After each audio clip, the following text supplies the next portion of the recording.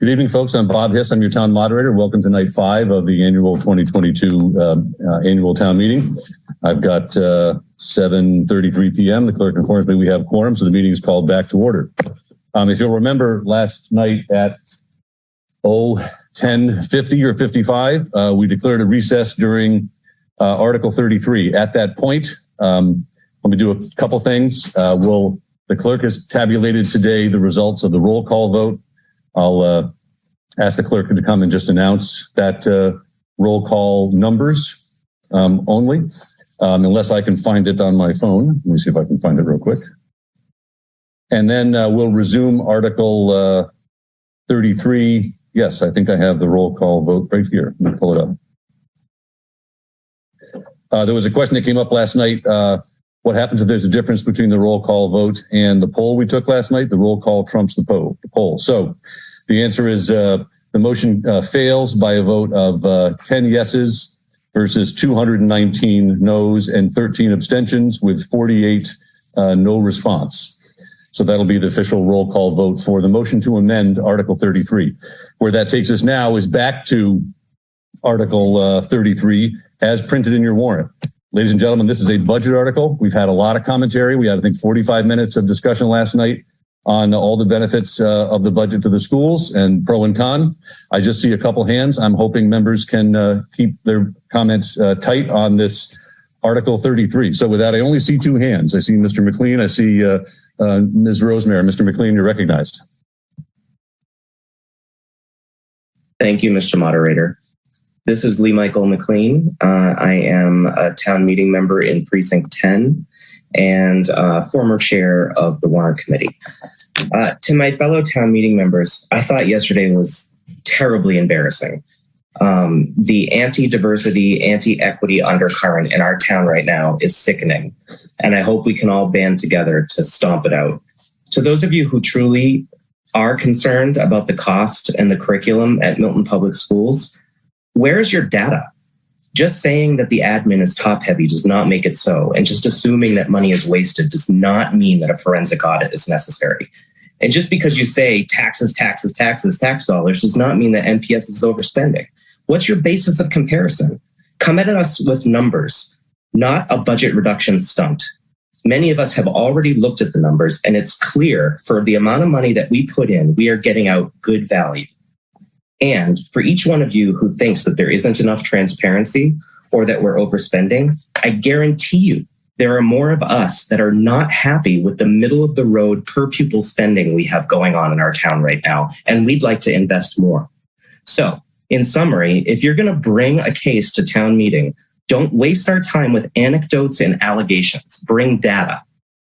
Now, a few comments that I was going to make last night before all of that equity boogeyman rabbit hole that we went down.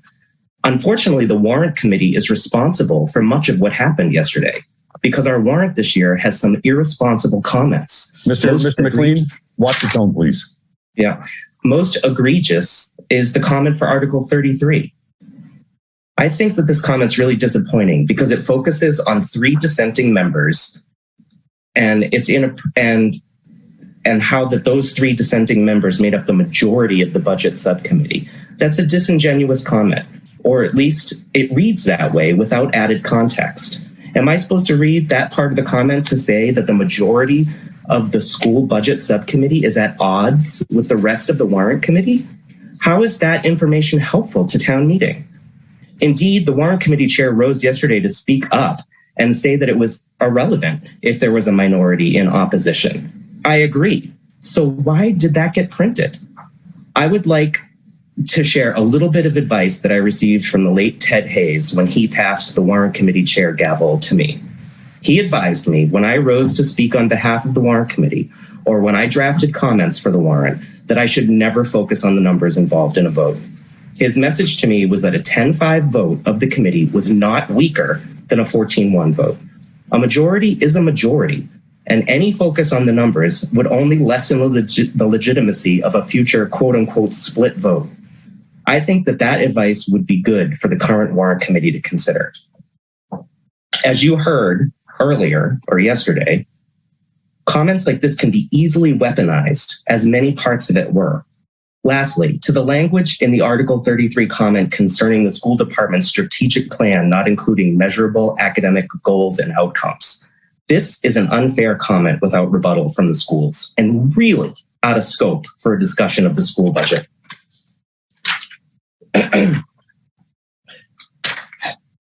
The warrant committee chair rose at the beginning of the town meeting to stress that the warrant committee is impartial and apolitical. I agree with that. But comments like this in Article 33 only serve to undermine that assertion. And if I were a warrant committee member today, I would not want my name associated with this comment because it reads like the author had an agenda or an axe to grind, an agenda that really belongs at a school committee meeting in a public hearing, not in a warrant comment. Thank you. Thank you, Mr. McLean. I see two hands. Mr. Ash, I'll come back to you. Ms. Rosemarin and then Ms. Sarah. Ms. Rosemarin, Chair of the School Committee, you recognize, ma'am. Thank you, Mr. Moderator. Ada Rosemarin, Precinct 2, Town Meeting Member and School Committee Chair. We appreciate all the time that Town Meeting members spent discussing our budget last night. We know you're all tired, and we are too. But this is the biggest item in the town budget, and it's important because it's for our children. Where our schools go, so goes our town. We heard a lot of comments about a lack of transparency last night. Please know that we've had multiple meetings with the joint Select Board Finance Subcommittee, the Warrant Committee. Each warrant committee member received a binder filled with every detail of our budget. We've discussed our budget at numerous finance subcommittee meetings and school committee meetings, and we had an open hearing about our budget at our school committee meeting on April 6th. But clearly, there are town meeting members who still don't think that we're transparent enough about our budget. We plan to hold more school committee public forums in the year ahead. Superintendent Jett will likewise hold numerous public forums and coffee hours as he did this year. We'll see if we can do more to publicize these events. But please, fellow town meeting members, stay tuned and stay informed. So next year, you'll know a lot more about our budget and have a chance to ask your questions before you arrive at town meeting. Thank you, and we appreciate your affirmative vote on this article. Thank you for your calming comments. With that, I'll go to Ms. Serio and then Mr. Keating. Ms. Serio, you're recognized. Hi, this is Amanda Serio, Precinct 5. I appreciate all of the comments and I understand all of the work that has gone into this. I do have a question with respect to the special ed spending in the school budget, specifically around the expenses, which are they're non-salaried expenses. And it shows an increase of 15.2%. In looking deeper into the line item information that was on the school board presentation, it looks like a lot of this is going towards out of district spending. And I guess I have a bit of a comment as well as a question. Speaking as a parent whose child goes out of district and also as a person who is a special education advocate and gets calls from a lot of families within Milton, but who I don't work with, I think I'm concerned seeing the number of families that are, I guess, compelled to go out of district when we're looking at $5 million and thinking that maybe there's something moving forward that we could do to help support these families stay in district where the majority of them would like to be. And looking at the number of programs within special education that could be funded by even a fraction of this money. So I guess my question is, what are we attributing this 15% increase to? And then I guess my comment is moving forward, and my position is not unknown to a lot of people, but moving forward, if the school committee and the town could begin to look at ways to fund programs that would help keep our kids in district. Thank you. Thank you. So I think I heard in particular why the increase, and perhaps in that answer, the respondent might be able to talk about other strategies to take some of the money that's being spent out of district and put it into programs that would keep them in district. Did I get that right? Correct. I think just looking at, and I understand that that it's an ebb and flow, obviously, given the kids and the needs. And just that 15% seems like a pretty significant increase over last year. And yes, so looking to see why such a large jump is projected, but also correct my with respect to my comment around what could we do, or could we consider more steps in coming years to change this number. Understood. If okay with Chair Rose Marin, I'll recognize Superintendent Jett. Superintendent Jett, you're recognized, sir. Thank you, Mr. Moderator. James Jett, Superintendent of Milton Public Schools. Thank you very much for that question. The cost that is out of district that the previous speaker was referring to is out of district tuition, but also out of district or transportation to those out of district programs. One of the things that we've done a couple of years ago, many members may remember 4 years ago, we started a BRIGHT program, Bridge for Resilient Youth in Transition. This was to help students with social emotional learning. So I do agree, building these capacities, we have a proposal to try to support the students and their needs within the district so students could stay in the district, attend the school with their peers that live in their neighborhoods. That is ultimately our goal. And so that's some of the proposals that we have on here. And if you look at it for adjustment counselors or BCBAs, behavioral specialists, to help students navigate that, we're talking about programs to support students with dyslexia, all of that. And again, I hate to use the term, those are the things that we want to build within the community, and that's the equity in the work that we're trying to do. Many of our students would love to stay in their neighborhood schools and attend school with their friends. Unfortunately, sometimes that may not be the case, and they have to go out of district to various programs, and it's a tuition cost and transportation fees that are associated with that. Thank you, Mr. Moderator. Thank you, sir. I see no other hands raised. So with that, we're going to go to a vote on Article 33. If we could put up the poll, please.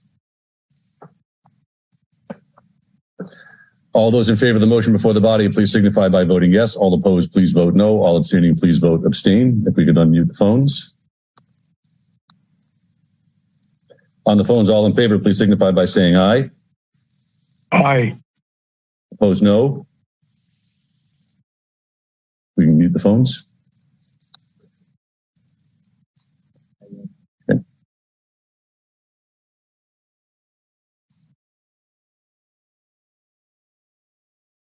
Good. The motion carries with a favorable vote of 164 yeses at 88%, 16 noes at 9%, and 7 abstentions at 4%. With that, we'll proceed to Article 34. Folks, we have only 6 to go tonight because of the consent agenda and moving Article 47 up earlier. Let me just explain what's going to go on with, pardon me, I'm on the right page. Article 34. I'm just, in interest of time, I'm going to waive the reading of Article 34. We're going to do a few things. One, I'm going to recognize Chair Asher of the Warrant Committee. He's going to explain the no recommendation you see printed in the warrant, and also a new recommendation from the Warrant Committee tonight. Next, I'm going to recognize Chair Doyle of the Select Board. He's going to recognize Mr. Zulis of the Select Board and Mr. O'Rourke of the School Building Committee. They're just going to describe the status of the project. They promised me a 15-minute presentation. Then we're going to move to discussion. During that discussion, I'm going to allow 3-minute speaking by the members and cap the entire discussion at 45 minutes because, as you'll see, this is going to be a motion to refer before the body. So it's just a procedural motion tonight unless that is defeated. So with that, I'm going to start with Chair Asher. You're recognized. If you could explain briefly your recommendation on the Article 34.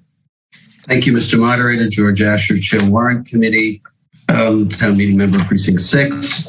The reason for the no recommendation on this article, Article 34, was that we voted before all of the information was available to us. The Conservation Committee had yet to meet by the time we had to produce the warrant and draft the articles for publication and send them to the printer. So there was a timing issue. The warrant committee subsequently heard, probably 2 weeks after the deadline for our draft to get to the printer, that the Conservation Committee had voted in favor of this. We had the Conservation Committee come and present to us, in addition to other presentations that we received from Home Inc. and abutters and other interested parties. The warrant committee took its vote and voted to approve this and send it to town meeting with our recommendation to approve it. And that was unfortunately after the deadline for the publication of the warrant, printing of the warrant. So that's why the no recommendation was there. But the warrant committee did vote and made the recommendation to town meeting to approve. Now, you have a new recommendation, though, so I'll just read that. Recommended that town meeting refer Article 34 back to the school building committee for further study. Is that to confirm the warrant committee's approved recommendation? The warrant committee subsequently met and voted on that and approved unanimously to send that to the town meeting. That modified our recommendation to the town meeting with our recommendation to approve. Thank you, Mr. Asher. Appreciate that. With that, I recognize Chair Doyle of the Select Board. Chair Doyle. Thank you, Mr. Moderator. Arthur Doyle, Select Board, Precinct 7 member. The Select Board unanimously recommends the town meeting refer Article 34 back to the Select Board for further study. And at this time, Mr. Moderator, I request that Vice Chair Zulus, a Select Board liaison to the School Building Committee, and School Building Committee Chair O'Rourke be recognized. Yes, sir. Mr. Zulus, you're recognized. And Warrant Committee Clerk, if we could put up the presentation.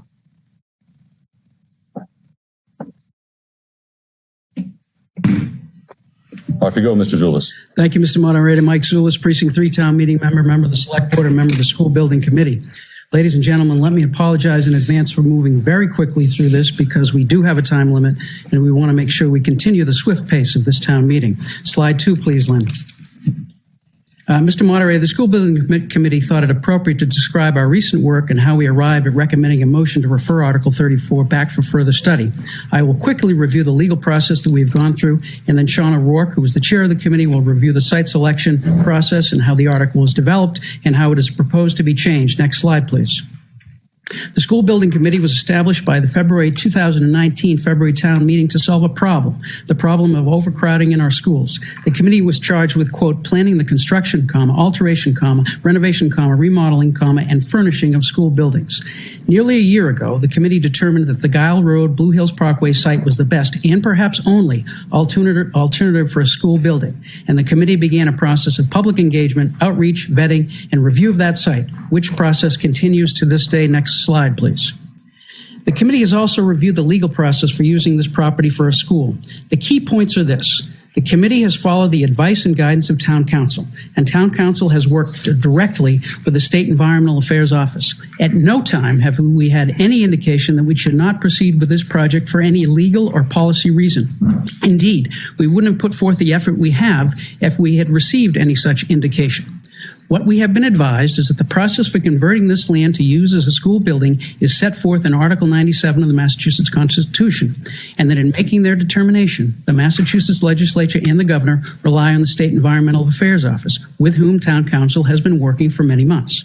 Also, because there may have been a reimbursement of federal funds for the purchase of this property, out of an abundance of caution, we will also seek federal approval. Seeking that approval starts with the same local officials with whom we've been working at the State Environmental Affairs Office.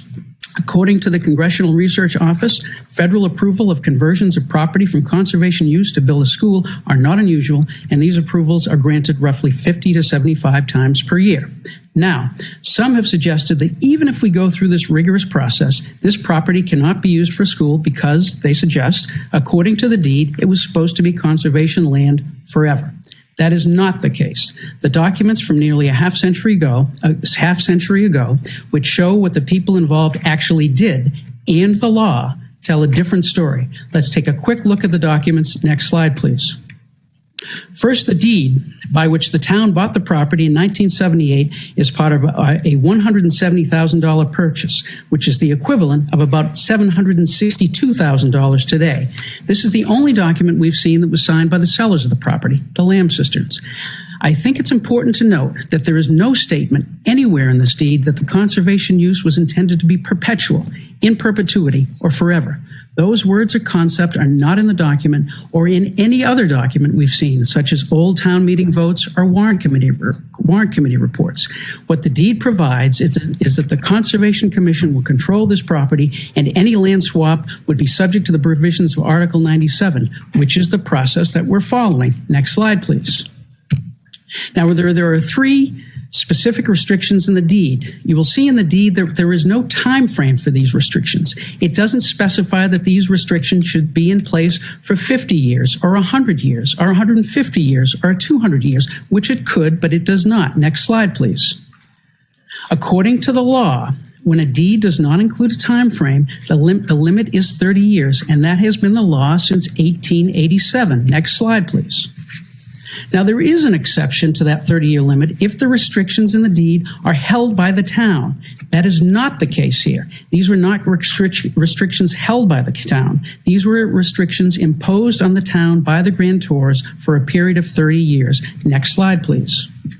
Now, some have said that a self-help agreement from November 1978 is a perpetual conservation restriction. It is not.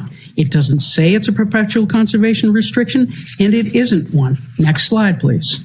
Just as a comparison, here's an example of a perpetual conservation restriction from 1978 held by the town, by which Mr. Eustace granted a perpetual conservation restriction to the town for certain property. That there is no such document or restriction for the Guile Road, Blue Hills Parkway property. Next slide, please.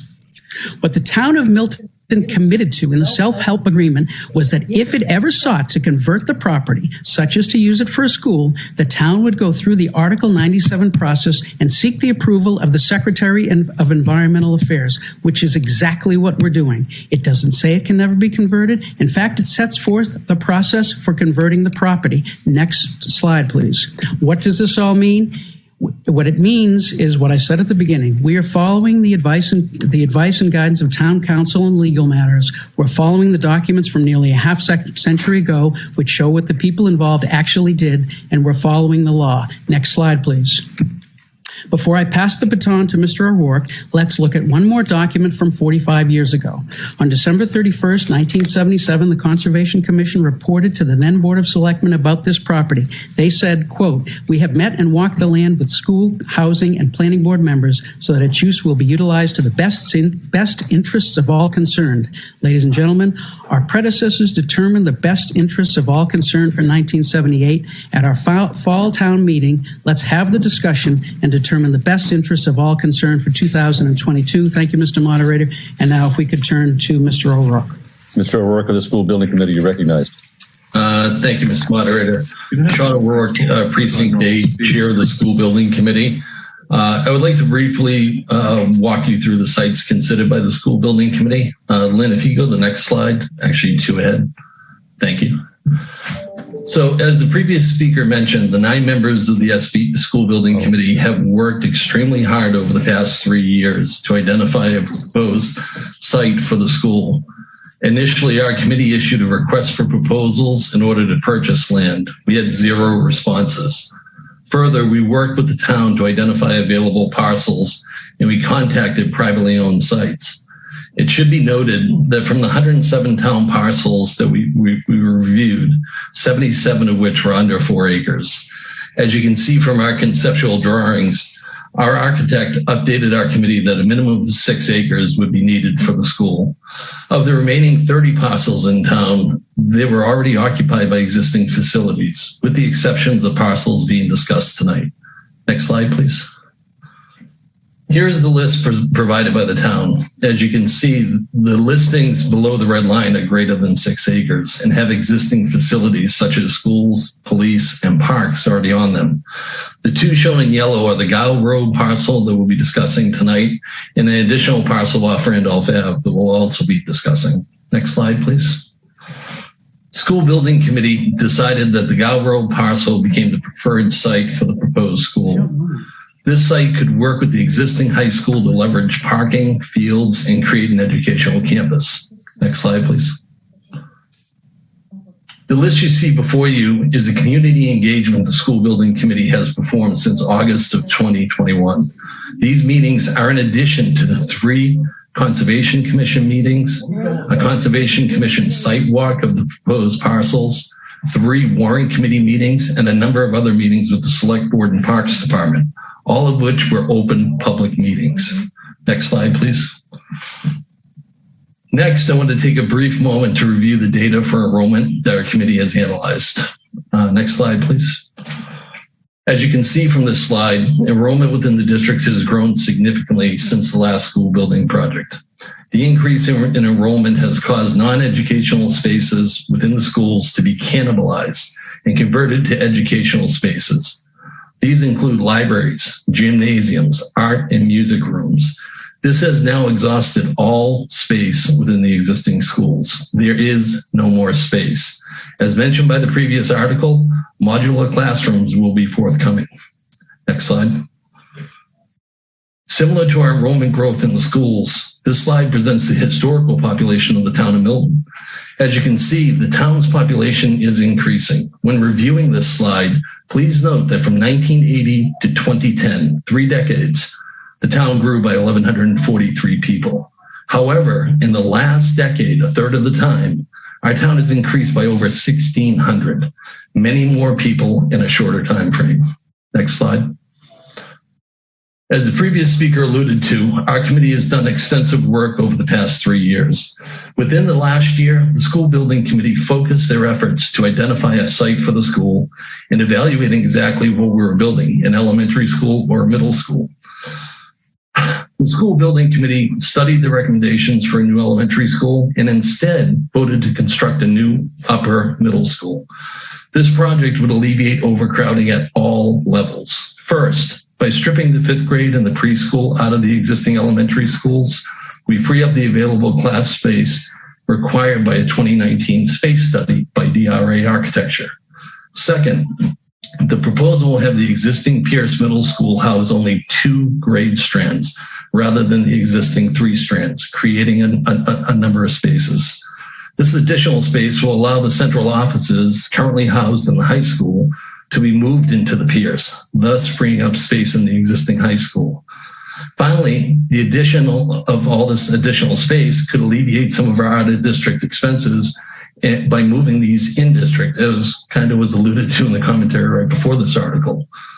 While these changes in grade configurations will introduce significant changes to the district, the school committee voted unanimously to support this proposal of grades to allow a new upper middle school.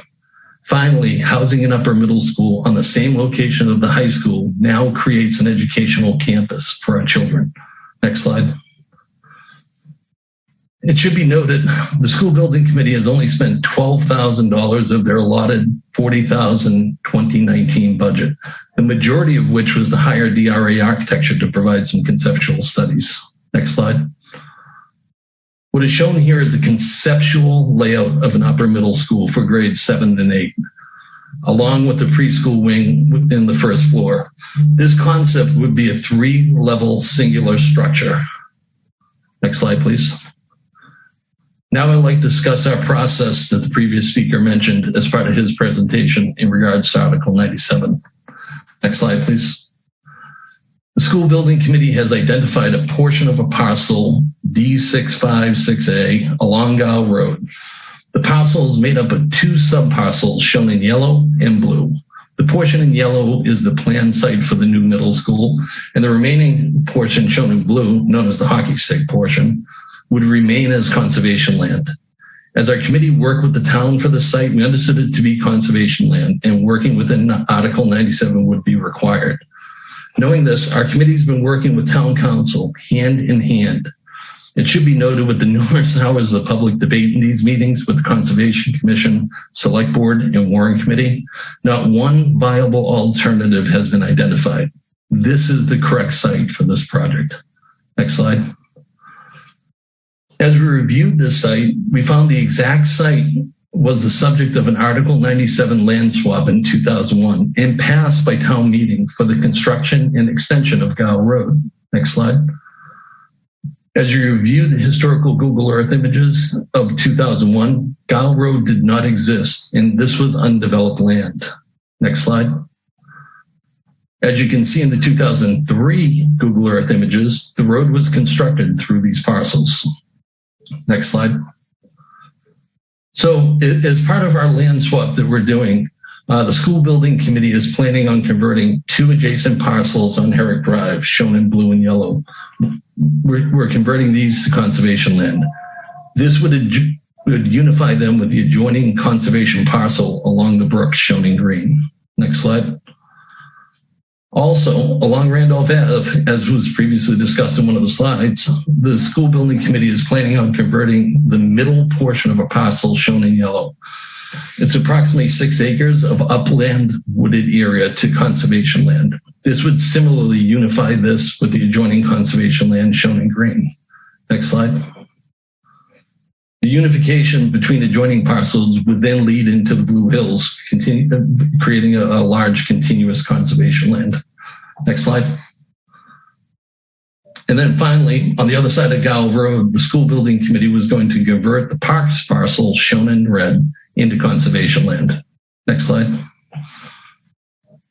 In summary, the project would transfer 6.8 acres out of conservation land and transfer in over 14 acres, providing a net gain to the Conservation Commission and by creating more land by more than double. Next slide.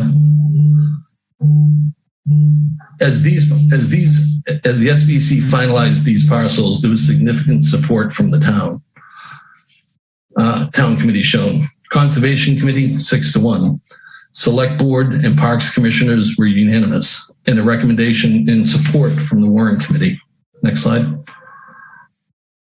Even with these votes in support, this town meeting would need to vote by a 2/3 majority to start the timeline you see before you. Please note the current completion of the construction of this project would be 2030, assuming there was a vote in favor tonight. Next slide, please. You got about a minute, Mr. O'Rourke. Yes, sir. Wrapping up. So again, with these votes in support, I had reviewed a letter from the state forester that provided some commentary. The commentary indicated there was a way to develop this conservation land on Gow Road and maintain its ecological value. Therefore, I reached out to the gentleman and walked the site with him as a guide. Also, a few members of the community joined who will probably be speaking tonight. Next slide. As I walked the site with the state forester, he identified the area in green, approximately 300 feet of frontage along Blue Hills Parkway, as being the majority of the ecological value. As we walked the site, he described the uniqueness of this portion of the parcel with a 2-stage forest, young and old trees, and the topography that provided runoff to a potential vernal pool located on Home Inc.'s site. As we moved towards the back, towards Brooks Field, he indicated that while there was still some ecological value to this area, it was not as valuable as the portion shown in green. Further, we reviewed the portion shown in red, and similarly, it was lower ecological value. Next slide. So as I walked the site, I conceptualized what our building would look like on that site. Next slide. And then as we discussed the areas of interest along with the overlay of the conceptual design, saving these portions of the parcel will require significant work, and the construction of a school on this smaller portion of the parcel was unlikely. Next slide. So back one. Thank you. So trying to think outside the box, we understood the other side of the road had the parks land on it. And with it being a lower ecological value, we envisioned realigning Gow Road through that parks parcel, thus creating additional space. Next slide. So the space that you would see there by realigning Gow Road into the parks parcel would create an additional space on the parks land, which is shown in blue, and the remaining portion of the conservation land shown in purple, thus creating what we found to be a better site. Next slide. And then as we overlaid a conceptual level of the school on there, we found it to be a better site. One, it saved the ecological value of the conservation land, shown in green. And then two, created a larger buffer away from Home Inc.'s property. And that concludes my presentation. Thank you, sir. Thank you, sir. Okay, at this point, I'll just remind members where we are right now. We are discussing a motion to refer this back. It has the support of the school building committee. It has the support of the select board. It has it's the recommendation on the floor from the warrant committee. Now, rather than trying to guide what is in scope and out of scope, what I prefer to do is put a 3-minute limit on this. Last night, for example, during the motion to amend on the school budget, we had 18 speakers from the floor. 14 of them spoke in less than 3 minutes. And the longest we had last night was 3 minutes and 39 seconds. So I think 3 minutes is plenty of time for those to speak. When I say go, we're going to put a 45-minute counter on this. By the way, I have 4 citizens who have requested and been granted permission to speak. Citizens, so you know what's going on. If you want to speak against this project overall, you're going to have another shot at that. If this motion to refer passes, we're going to stop talking about this. We won't vote on this article tonight. We'll go on to the next article, and this thing's going to come back in the future, and then you're going to get a shot to talk about what you think about this plan. Members, same to you. Now, I do have a member that does have a presentation. He's promised to keep within the 3 minutes, so I'm going to, not a member, but a citizen. So if Mr. Jackson would like to be recognized, I'll recognize Mr. Peter Jackson. And then we'll go between members and citizens calling out those who have their hands raised. So if we could start the 45-minute clock, please, Zoom admin. And Mr. Jackson, if you're there, off we go. Thank you, Mr. Moderator. I'm Peter Jackson. I live on Capon Street, which is in Precinct 2. I support sending this article back for further study because the current proposals are not consistent with the legal framework of laws, regulations, and policies that protect the parcels proposed for conversions to new uses. I'm a landscape architect, and my entire 45-year career has been centered on park, recreation, open space planning, design, construction, and management. To me, parks and open spaces are critical community infrastructure, as are roads, utilities, police, fire, schools, libraries, etc. In the 1950s and 60s, when land was sought for federal, state, and municipal facilities, missile sites, boat clubs, and fraternal organizations, the first choice was often public land. It was considered free. Massachusetts lost thousands of acres to such dispositions. Open space is never free. It's hard-won and often expensive. Next slide. Next slide. In response to these losses in 1972, voters adopted Article 97, an amendment to the state constitution intended to make it much harder to convert these lands to new uses. The goal was to protect parks, open space, and the natural environment. The Article 97 requires a 2/3 vote of the legislature. It slowed land conversion, but did not stop it. Next slide, please. To strengthen land protection, the Executive Office of Environmental Affairs adopted the Article 97 land disposition policy in 1998. For municipal conversion, this policy requires review of proposed dispositions by several municipal agencies as well as EOEA before the legislature votes. You have about a minute left, sir. What'd you say? You have about a minute left. At the land property, both the park and conservation properties are protected separately by Article 97. The EOEA review requires that all options have been explored and no feasible substantially equivalent options exist. Real estate of equal or greater value must be granted by the disposing agency, and the disposition must not be contrary to the express wishes of the persons donating or selling the land to the property. I guess I'm just going to run forward because I don't have enough time. The state self-help program, which funded a portion of it, requires action by the EOEA secretary. And if the proponent does not comply, the property reverts to the Commonwealth. Finally, the Code of Federal Regulations, which covers postgraduate post-grant compliance for federally funded project includes a review process for conversions, which requires appraisals, equal or greater land in exchange, and approval of the National Park Service. If you could wrap up, sir. Thank you. One element of the federal requirements is that land currently in public ownership, including that owned by another public agency, may not be used as replacement land as part of the conversion. Referring this article for further study provides an opportunity to reset this process and develop a proposal that addresses school overcrowding and protects our valuable park and open space resources. Thank you. Thank you, sir. With that, I see Mr. Palmer, Ms. Serio, and Mr. Burns. Mr. Palmer, you're recognized.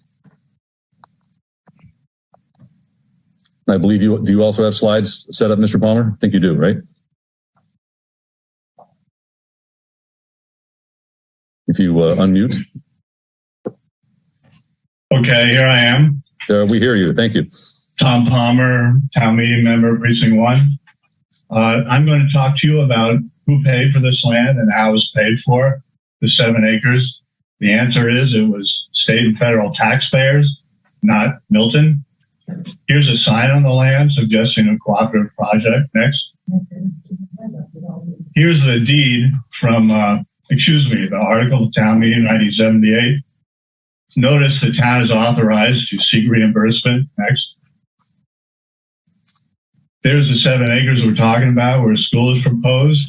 Also bought at that time was a 15 acres active recreation and 33 for homing down at the bottom. Next. Here's a public records request response I got from the state when I asked for documents. Next. Here's a cover sheet of the file. Next. Here's the town applying for money 3 months after the article in August 78. Next. Here's identifying the land they want and saying that the cost is $56,000, which happens to be 1/3 of the $170,000 mentioned in the article. Also, the town had appraisals at that point. Next. Here's who signed that application, all the members of the CONCOM in 1978. Note, proposed duration of project is left blank. Simply says construction will not occur. Doesn't say from now until we change our minds. Next. Here's the fruit of the application, the agreement with the state in November, several months later. The state is going to give the town $28,000, half the cost of 7.5 acres. Next. Here's the signers of that agreement, Ellen Murphy, John Lenahan, and the CONCOM again. Next. Following month, the Lambs deed the parcel. And once again, they say the 7 acres shall stay in conservation. Next. Here's the town getting its money from the state. Here it is, July 79. They're getting that $28,000. And you note it says here, the town applied for federal reimbursement. Yes, pending. Next slide. If you could wrap up, sir. Here's 1980. The other part is received, the other $28,000. Next slide. There it is from the state, from the federal government. Next slide. There is another slide. That's what we received, sir. Perhaps if you could just a closing statement. Yeah, my conclusion is Milton didn't pay for this land. Milton persuaded state and federal taxpayers to pay for it. And in return, Milton agreed not to develop it. The problem with building on this land is Milton signed an agreement saying it would not construct anything. Yes, here we are. Acquisition of the land was a partnership of the Lamb Sisters, the town and state and federal conservation funding agencies. The town did not actually pay anything for the land. The money only came through because the Milton CONCOM pledged not to develop the land. And removing the landwoods from conservation, Milton is not only developing land that it promised to protect, but land that it acquired gratis by pledging this protection to others. Finally, the problem with building schools or anything on this conservation land is that Milton signed an agreement with the state saying that no construction will occur on it. Thank you. Thank you, sir. I'm going to alternate between members and citizens. We heard from a citizen, a member. Now, there's 3 other members, I think, citizens may be here. Mr. David Dempster, Ms. Joanne Bonner, and Mr. Ned Byer. If you would raise your hands if you wish to speak, and I'll recognize you. I see Ms. Bonner, you're recognized. You have 3 minutes, please, ma'am.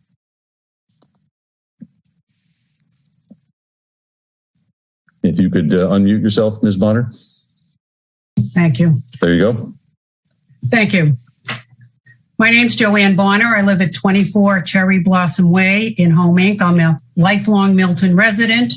I'm currently the vice president of the board of directors for Home Inc., so I'm speaking for the residents. We definitely agree that the article should be sent back to the state for further study. There seem to be many unanswered questions about this proposal. The status of the conservation land still seems to be questionable.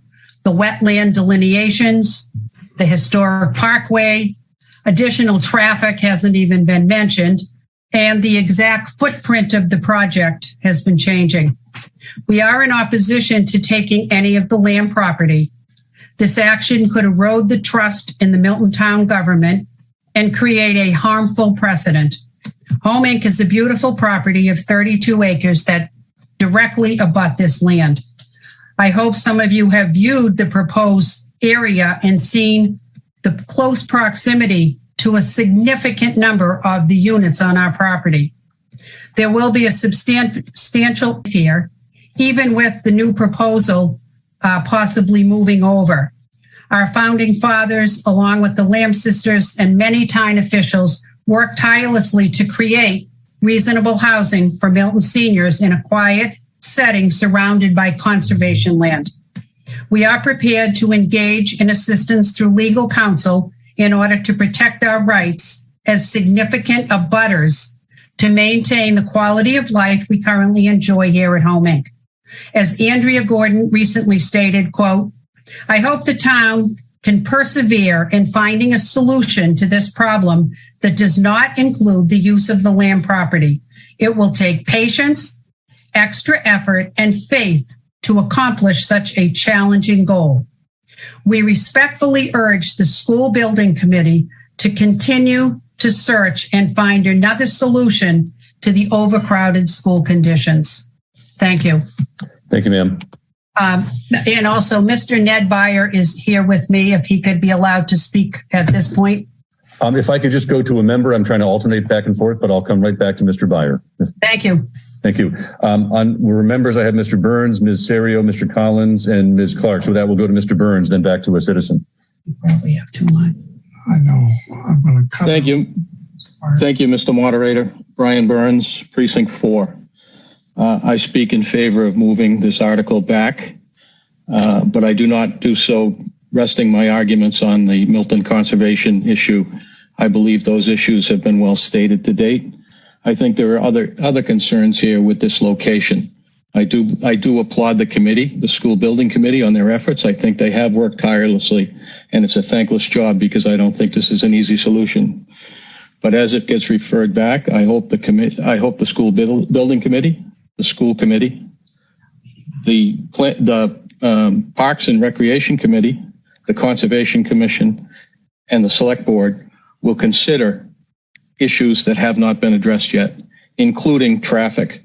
Canton Ave is impassable from 7 a.m. till 9 a.m. every morning. We have the traffic from Pierce, we have traffic from Glover, we have the traffic from the high school. We have incoming traffic from the 116 units that have been recently approved for Canton Ave. I live on the bottom of Wendell Park. The neighborhoods of Wendell Park, Elm Street, and Gulliver are inundated with cut-through traffic. And the back gate drop-off to the high school at 7:50 becomes an incredible concern when you realize that you have a bus stop for Cunningham starting to stage at the very same time rushed parents are dropping their kids off. My son walked to school a lot, but in those days where he had a car and was able to drive, he'd have to leave earlier to get to school on time. The second issue I have is the Park Commission. I don't see what's in it for the Park Commission to give up valuable space that is going to be needed as the population continues to increase. I don't know if anybody's considered replacement space for that parkland. That could be very valuable. And we talk about an education campus, but that could be an incredible recreation campus as well. So I'd want to hear. Thank you. I'd want to hear what the Park Commission and the town's plans are for replacing that for the Parks and Recreation Department. I'd also want to understand that the School Building Committee and Home Inc. are on the same page with this. I think it's important that the abutter be represented and understood, not just heard, but understood and responded to. And then finally, I have concerns about groundwater, and I have concerns about the additional operating costs of an additional school building, not just the teachers, but the administration aspect, which is, unique to each building. So I really do recommend that this get referred back, and I recommend that the School Building Committee and the other committees think long and hard about those issues. Thank you. Thank you, sir. Next, I'll go back to Mr. Ned Byer, a citizen. Ms. Bonner, could you unmute? Mr. Byer, you're recognized. My name is Edmund Byer. I live at 6 Cherry Blossom Way, Precinct 9, and I've been a resident of the town for over 70 years. Taking conservation land that is all woodland and cutting down hundreds of trees is in direct violation of the town of Milton's master plan. The plan talks about planting trees and maintaining and protecting current trees in natural areas. Taking conservation land between Guile Road and Home Inc. for this project and moving the school away from the boundary line at Home Inc. is a nice gesture by the School Building Committee. However, it appears that they still intend to take 3.5 acres of prime woodland for parking lots, etc., and call it a buffer zone next to Home Inc. The residents who live at Home Inc. do not consider a parking lot with cars coming and going at all hours of the day and evening a buffer zone. Taking conservation land in this location is the only option presented by the School Building Committee. What about other options? A logical option would be look at the building onto or above current schools in the town. Another option would be to build 2 schools, one for pre-K and one for middle school students. We have been given no choices by the School Building Committee. What are the costs and advantages and disadvantages of each option? What is the time frame involved? What are the impacts of the current proposal that's being voted on tonight? The nearest abutter to this property and the only abutter being considered is Home Inc. Home Inc. has 145 people in 98 units, all over the age of 62. And these Milton residents were under the understanding that when they moved to Home Inc., that conservation land would always surround the entire retirement community. You've got about a minute left, sir. Thank you. Finally, George Asher, in his opening remarks to this town meeting, mentioned common sense as an important issue to consider in the meeting. I want to talk about high risk. There are many legal hurdles that must be won if the current location is chosen going forward. Any of these hurdles, if legally lost, could spell disaster for the project. It could be an environmental problem with the Executive Office of Energy and Environmental Affairs, or even the National Park Service in Washington. If any of the agencies say no or wait, it might cause this particular location to be scrapped or significantly delayed. If this were to happen, then a lot of hard work might go down the drain, but the real losers would be the kids. If you could wrap up, sir. In my opinion, what needs to happen this summer is to investigate these other 2 options along with the current proposal and evaluate the 3 proposals side by side at the town meeting this fall. Yes, this is a lot of work, but not to do so puts all your eggs in one basket and is very, very risky. Thank you for your time. Thank you, sir. With that, I'll go to the next member, Ms. Serio, you're recognized.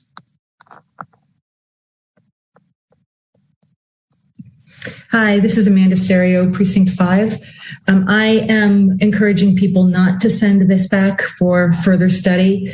In listening to the different presentations that I've been following with the School Building Committee, they've done their due diligence. They've spent a lot of time looking into multiple locations, buildings. They've reached out for other, they've done RFPs for other building sites, for land sites. They've been doing this work for 3 years. I think that some of the recommendations or proposals that previous speakers have mentioned that they look into have been looked into and have been addressed in previous meetings, including building onto existing schools, adding second buildings at current locations. We live in a town where land is at a premium. I think we've seen that as we look at developments that are coming into town. And I think that this solution is the best solution that they've found and one that works for the town. And so I just feel like sending this back for further study will push this out even further. We're already looking at a 2030 build, and it's time that I don't believe that we have. And I think that I just would encourage everyone to look at the work and really ask the questions and go look through the studies and the presentations that this committee has done, because a lot of those questions that people have asked have already been answered and looked into. Thank you. Thank you, ma'am. Next, I'll go to citizen. Is Mr. David Dempster here in the panelist section? If so, if you could raise your hand and we'll unmute you. Mr. Dempster, are you there? Nope, not there. Okay.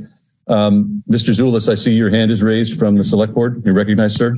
Thank you, Mr. Moderator. Just very briefly, just to make sure there's no confusion, while we appreciate the kind words from the member who just spoke, the School Building Committee is recommending that this article be referred back for further study. The reason is that the new proposal that Mr. O'Rourke spoke about is outside of the scope of the current article.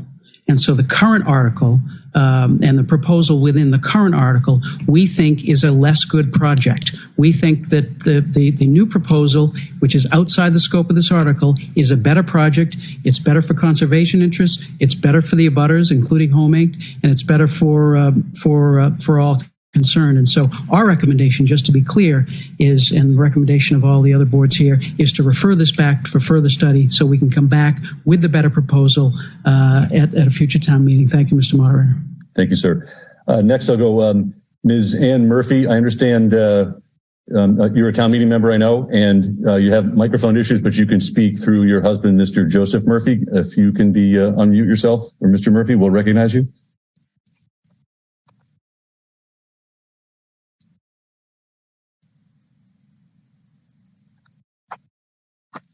Ms. Murphy, are you there? You are. Yes. I do not wish to speak. Okay, thank you very much. Very good.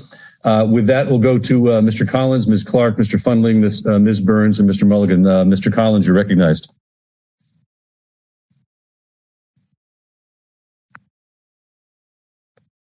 If you could unmute Mr. Collins.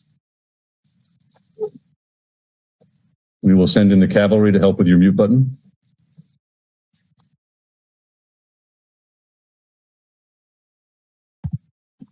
Am I unmuted now? Yes, we hear you, sir. Thank you. Perfect. I was starting to introduce myself as a town meeting member, but that's not the key issue. Key issue is that I was... Mr. Collins, could you state your precinct, please? I'm in precinct 9. Thank you. The key issue is I was involved in writing the original article as a member of the warrant committee in 1977. I worked with Marvin Gordon directly. I coordinated, was a co-developer with him. I am intimately familiar with the terms of the warrant article in 1977, which conflict heavily with the description that you've heard this evening.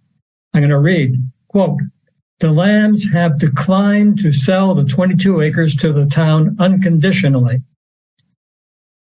This offer is further conditioned on the town's and Home Inc.'s agreement to preserve for conservation purposes and to maintain in reasonably good condition the open areas indicated in Plat 4, the open conservation portion of the land to be acquired by the town, amounting to approximately 7 acres. In other words, exactly the parcel that we are talking about here.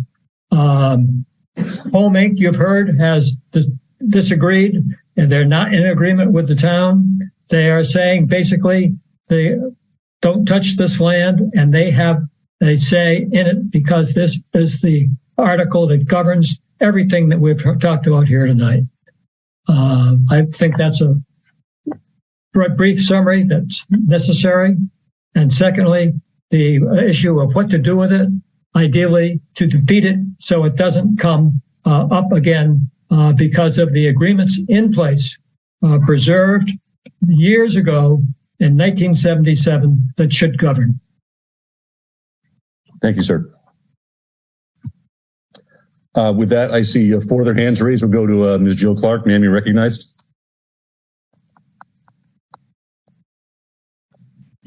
Thank you, Mr. Moderator. Jill Clark, Town Meeting Member, Precinct 4. Mr. Moderator, what is the impact of sending this back for further review on the timing of the overall school building committee project? Are we just talking about delaying 4 months until October, or are there other deadlines that might be missed during that period of time? I think I'll put that question to Mr. O'Rourke of the School Building Committee. Sir, could you answer the member's question? Yeah, thank you, Mr. Moderator. Essentially by delaying this from what we're seeing into the fall, we will probably miss the state legislature. My initial intent, as previous speaker, Mrs. Zulus, talked about, was to get this on the town meeting tonight for an approval, so we can aim for the next state legislature's review and vote on this. So that's my one concern. But for now, we feel this is a better way. Even with the delay that's there, this provides a better project. Again, it addresses a lot of the concerns we've heard so far. Moreover, this is more difficult. As I stated, we had a number of support going into tonight. Our committee's still working on this. We're listening to our neighbors. We're listening to concerns that are coming in. A few have noted there as far as traffic, water runoff, and stuff like that. Those are some of the additional things we'll be doing as you refer this back. We have already engaged a traffic engineer to talk with us, but we need to make sure that this was a site. I didn't want to spend money of the town without knowing that this is the site that we're going to be doing. I'll yield the remainder of my time. Thank you, sir. All right. With that, I see we have Mr. Fundley, Mr. Mulligan. Mr. Fundley, you're recognized, sir. Hello, this is Jay Fundling, Town Meeting Member, Precinct 3. I'd like to thank the School Building Committee for their work on this. It's clear they found the ideal location for a 7th and 8th grade campus, benefiting from the nearness to the high school. I'd especially like to thank Mr. Zulus for clearing up the confusion regarding the legal aspects. There have been a lot of armchair lawyers giving opinions about this, myself included. It's good to hear from the professionals who've done their work, working on what's written down and legal rather than speculation. We will consider this in the fall as a town meeting.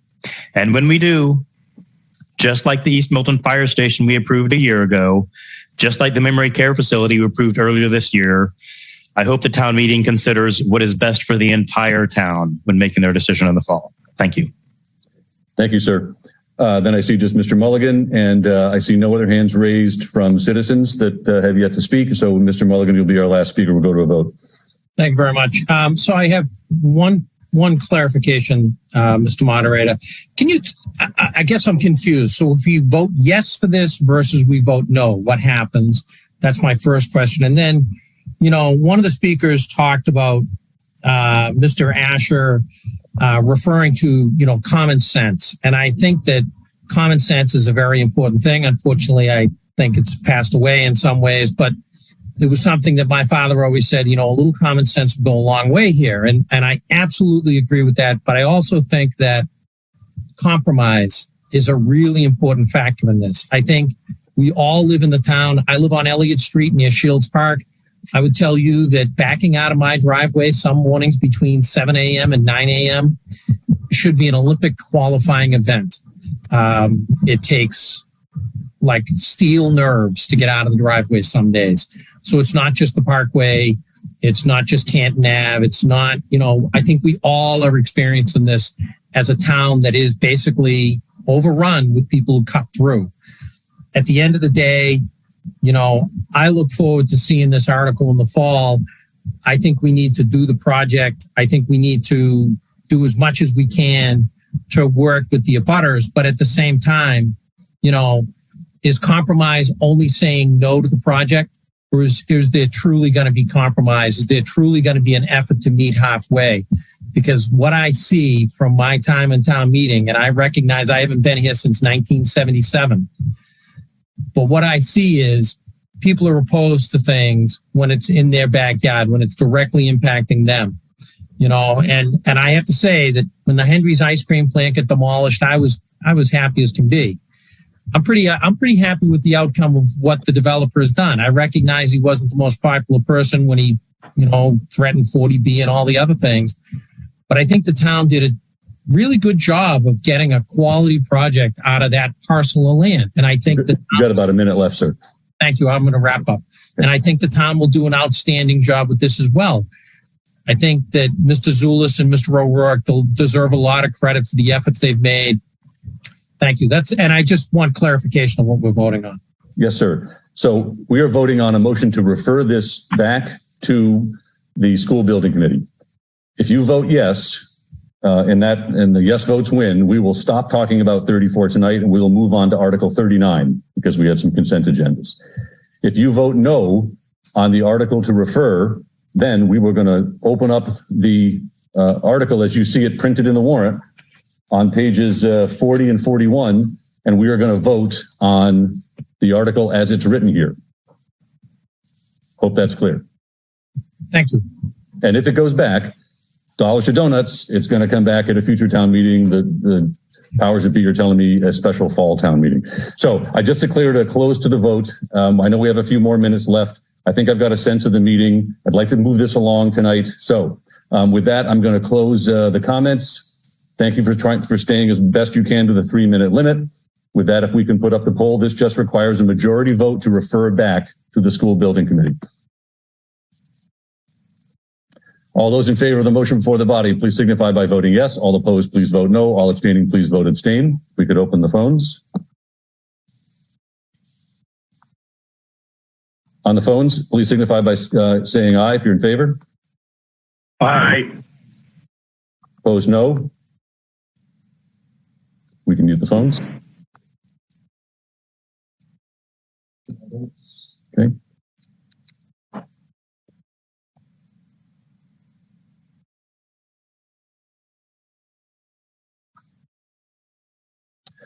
The motion carries with a vote of 200 in favor at 95%, 10 opposed at 5%, and 0 abstentions at 0%. With that, we'll proceed ahead on the following articles. So 35 was passed by consent agenda, as was 36, as was 37, as was 38. On 39, we have a green sheet, which is a voted change by the warrant committee prior to the reading of the article. Madam Warrant Committee Clerk, if you could put up Article 39 with the new recommendation. Recommended that the town vote to appropriate the sum of $37,381 for the purposes set forth in this article to be appropriated from funds certified by the Department of Revenue as free cash, which you can see is the amount changed from that printed in the warrant. With that, I see 2 members raising their hands, Mr. Neely, Mr. Mullen. Mr. Neely, you're recognized, sir. Thank you, Mr. Moderator. Rick Neely, Town Meeting Member, Precinct 3. I rise in support of the recommendation to fund this liability. And I'd like to point out that this liability that the town faces is in excess of $100 million. And an unfunded liability that large is noted by the rating agencies as we go out to bid on large projects, such as the new school project. I also want to remind people that the plan to reach that $100 million over the years is once we complete funding the pension plan liability, and we were getting close until the stock market changed. But the point is to use the excess funds once we complete fully funding the pension plan to address the liability in excess of $100 million and that is the kind of plan that we've been outlining. This was made known when we were on the Town Government Study Committee, and this is something that has been made known to the town's leaders in the past. So I just want to be sure that everybody understands that this is something that needs to be addressed, and I'm in support of this, and I recommend a yes vote. Thank you, Mr. Moderator. Thank you, sir. I see no other hands raised. There was one and it dropped. So with that, in the interest of time, we'll proceed to the vote. This just requires a majority vote. We can put up the poll. All those in favor of the motion before the body, please signify by voting yes. All opposed, please vote no. All abstaining, please vote abstain. If we could unmute the phones.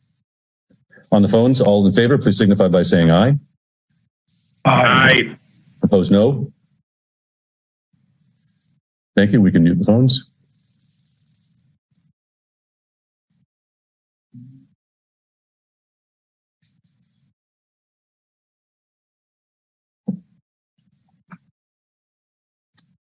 And the motion carries with a vote of 205 yeses at 97%, 4 noes at 2%, and 2 abstentions at 1%. With that, after 39, Article 40 was approved by consent agenda, as was Article 41. That takes us to Article 42 on page 46. Recommended that the town appropriate $80,000 from funds certified by the Department of Revenue as free cash, and this is for the Affordable Housing Trust. It was submitted by the Select Board. Does anyone wish to speak to this article? I see Mr. Callahan. Sir, you're recognized.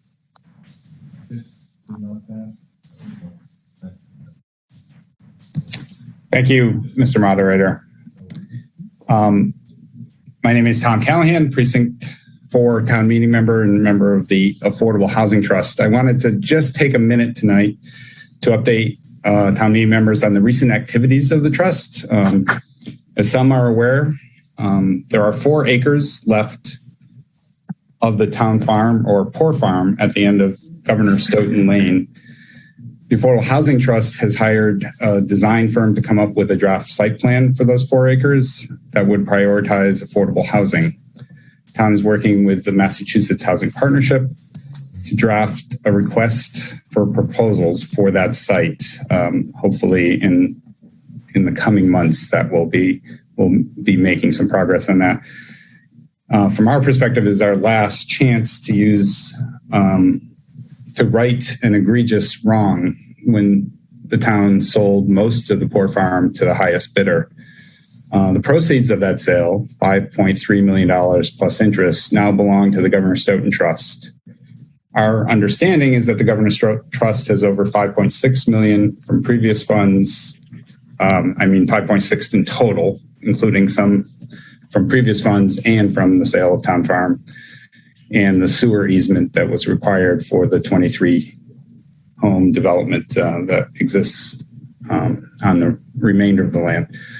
The Governor Stoughton trustees, which for those new members, they are the 5 members of the select board, have received a modest request from the Affordable Housing Trust for $300,000 to help further our goals of developing affordable housing options for Milton residents. A down payment, if you will, for our efforts to develop that site and potentially other sites in town. As to the article before us tonight, on behalf of the Affordable Housing Trust, we urge a yes vote and thank the Select Board and the Warrant Committee for their support of this article. Thank you. Thank you, sir. I see no other hands raised, so why don't we proceed to a vote? This just requires a majority vote. We can put up the poll. All those in favor of the motion before the body, please signify by voting yes. All opposed, please vote no. All abstaining, please vote abstain. If we could unmute the phones. On the phones, all in favor, please signify by saying aye. Aye. Opposed, no. No. Thank you. We can mute the phones.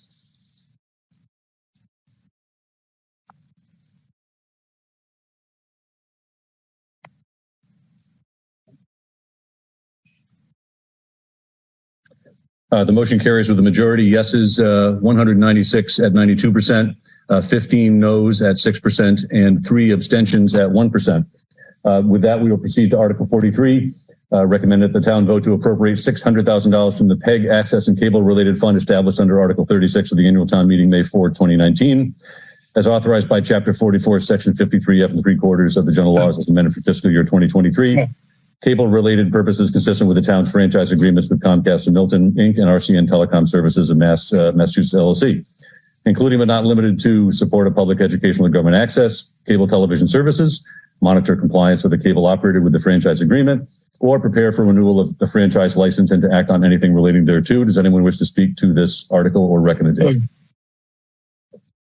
If we could mute the phones. I think there's one more to mute. Very good. I see no hands being raised. Very good. We'll proceed to a vote. Just requires a majority vote. All those in favor of the motion before the body, please signify by voting yes. All opposed, please vote no. If we could unmute the phones. On the phones, all in favor, please signify by saying aye. Aye. Opposed, no. No. Thank you. We can mute the phones.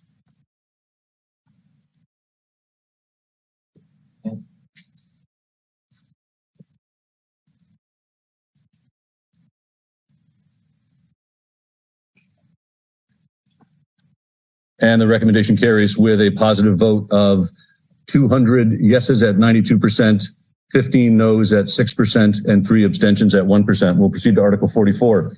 Recommended that the town vote to authorize the select board to take all necessary and appropriate action to establish and maintain in accordance with the provisions. Pardon me, let me rephrase. I think I saw a typo. Recommended that the town vote to authorize the select board to take all necessary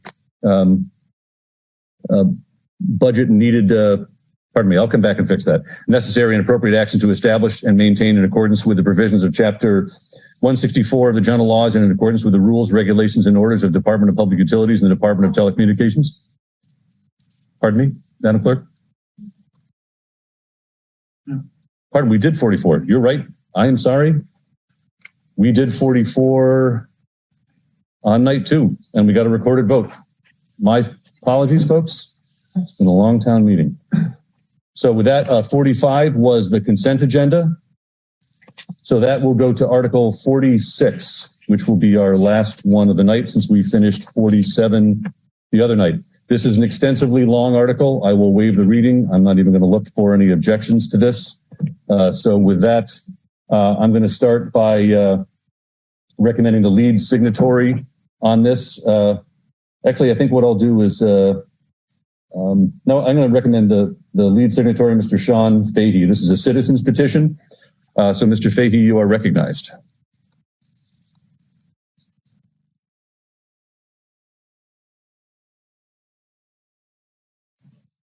Thank you, Mr. Moderator.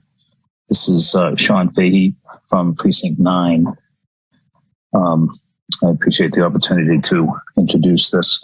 The temporary apartment bylaw, I think, as many, if not all of the members know, has been around for an awful long time, and we have, I believe, 30 of these units in existence in town. I happen to have 3 very immediate to my home, and I have witnessed how successful 3 local friends in my neighborhood have been able to utilize it for aging parents to be with them. So I've witnessed the success, and I think it's a terrific bylaw. I chose to sign this citizens petition because I feel it improves what we have and creates flexibility and makes it more likely for people to be able to utilize the bylaw with a lesser burden. And simply, there's a handful of things that I'd like to mention, which I'm referring to. Mr. Fahey, just a reminder, if you could also just mention your elected position in town in addition to town meeting member. I will, Mr. Moderator. I apologize. I am an elected member of the planning board. Thank you, sir. Sure. First, the language is expanded to include caregivers and child care providers as those that could occupy the units, which I think is an opening that would provide even more utilization than we already have. This citizens petition also expands the footprint of the units So it could include additions and detached garages as areas that could be utilized for this temporary apartment. It makes the termination of the unit easier and less costly. The language now requires just the removal of the stove and the refrigerator. The previous language was much more burdensome and more costly. It makes the language also makes the creation of units less costly. It's not as demanding in terms of design requirements or design plans that need to be submitted.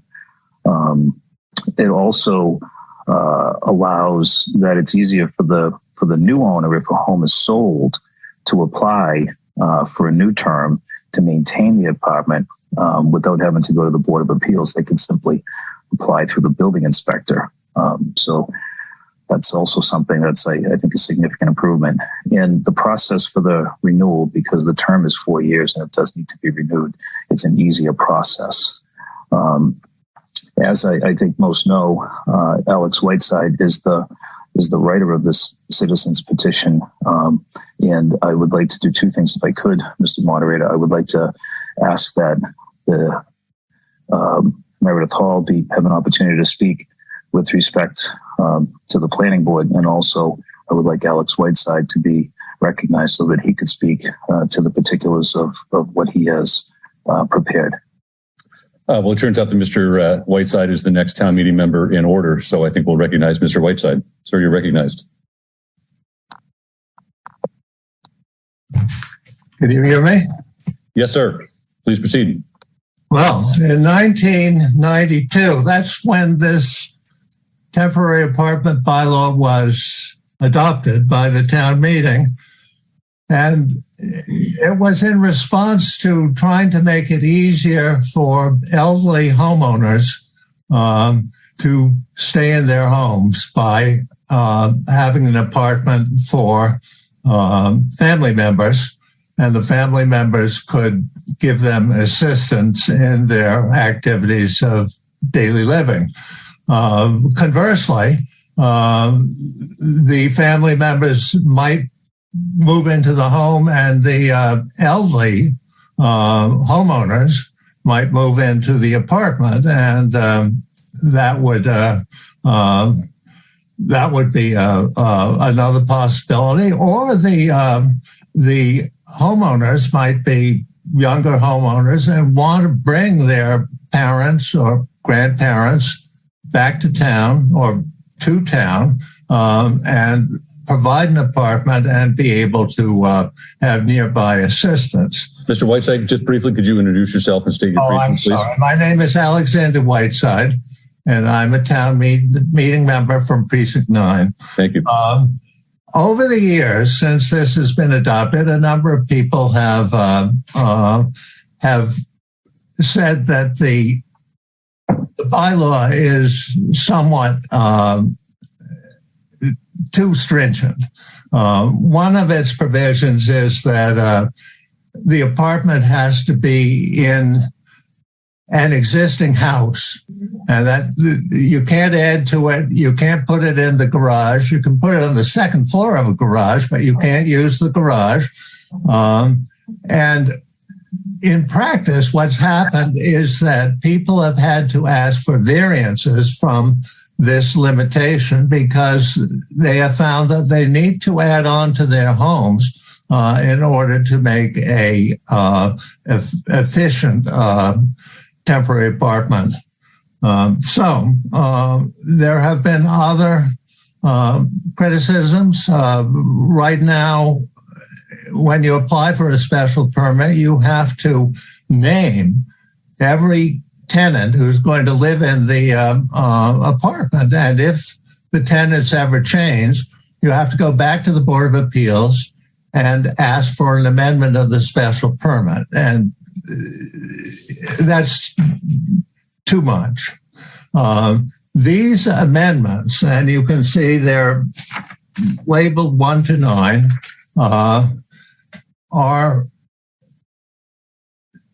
don't change the bylaw in any material way other than to allow for additions to homes and attached garages to be used for a temporary apartment. They also expand, as Mr. Fahey mentions, expand the possible tenants from family members to family members, named family members, as well as named type of family members, to include caregivers for the elderly and child care providers for children of the owner occupants. So, as I say, it's a limited amendment. It doesn't make big changes, but it makes important changes. The biggest one being that you can now build in an apartment or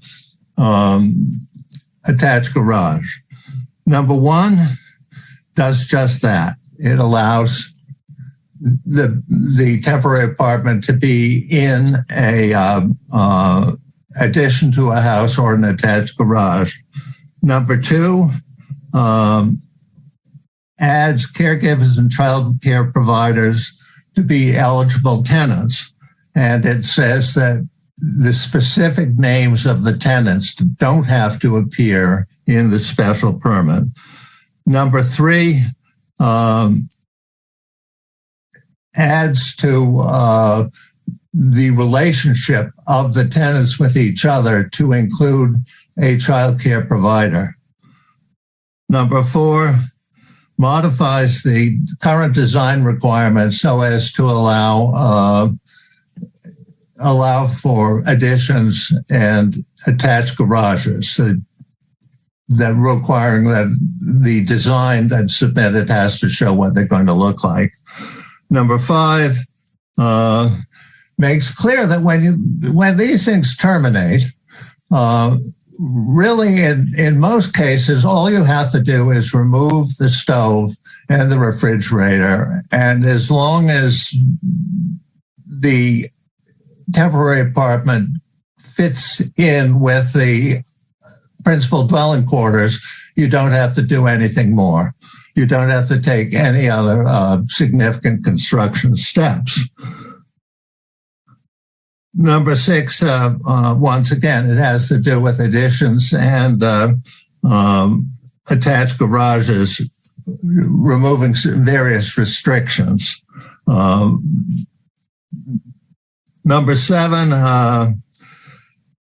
has the provisions for termination, as Mr. Fahey mentions, on sale.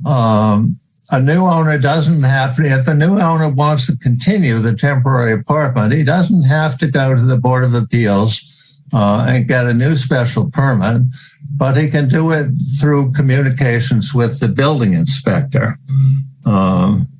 The occupancy by an owner occupant, we make clear that it has to be, they have to be residents for voting or and tax purposes or tax purposes. But they can still, they don't have to be in the apartment all year long, and absences as long as 6 months are permissible. Mr. Whiteside, you have about 3 minutes left in your 10. I think that I can do it. I believe in you, sir. Well, thank you.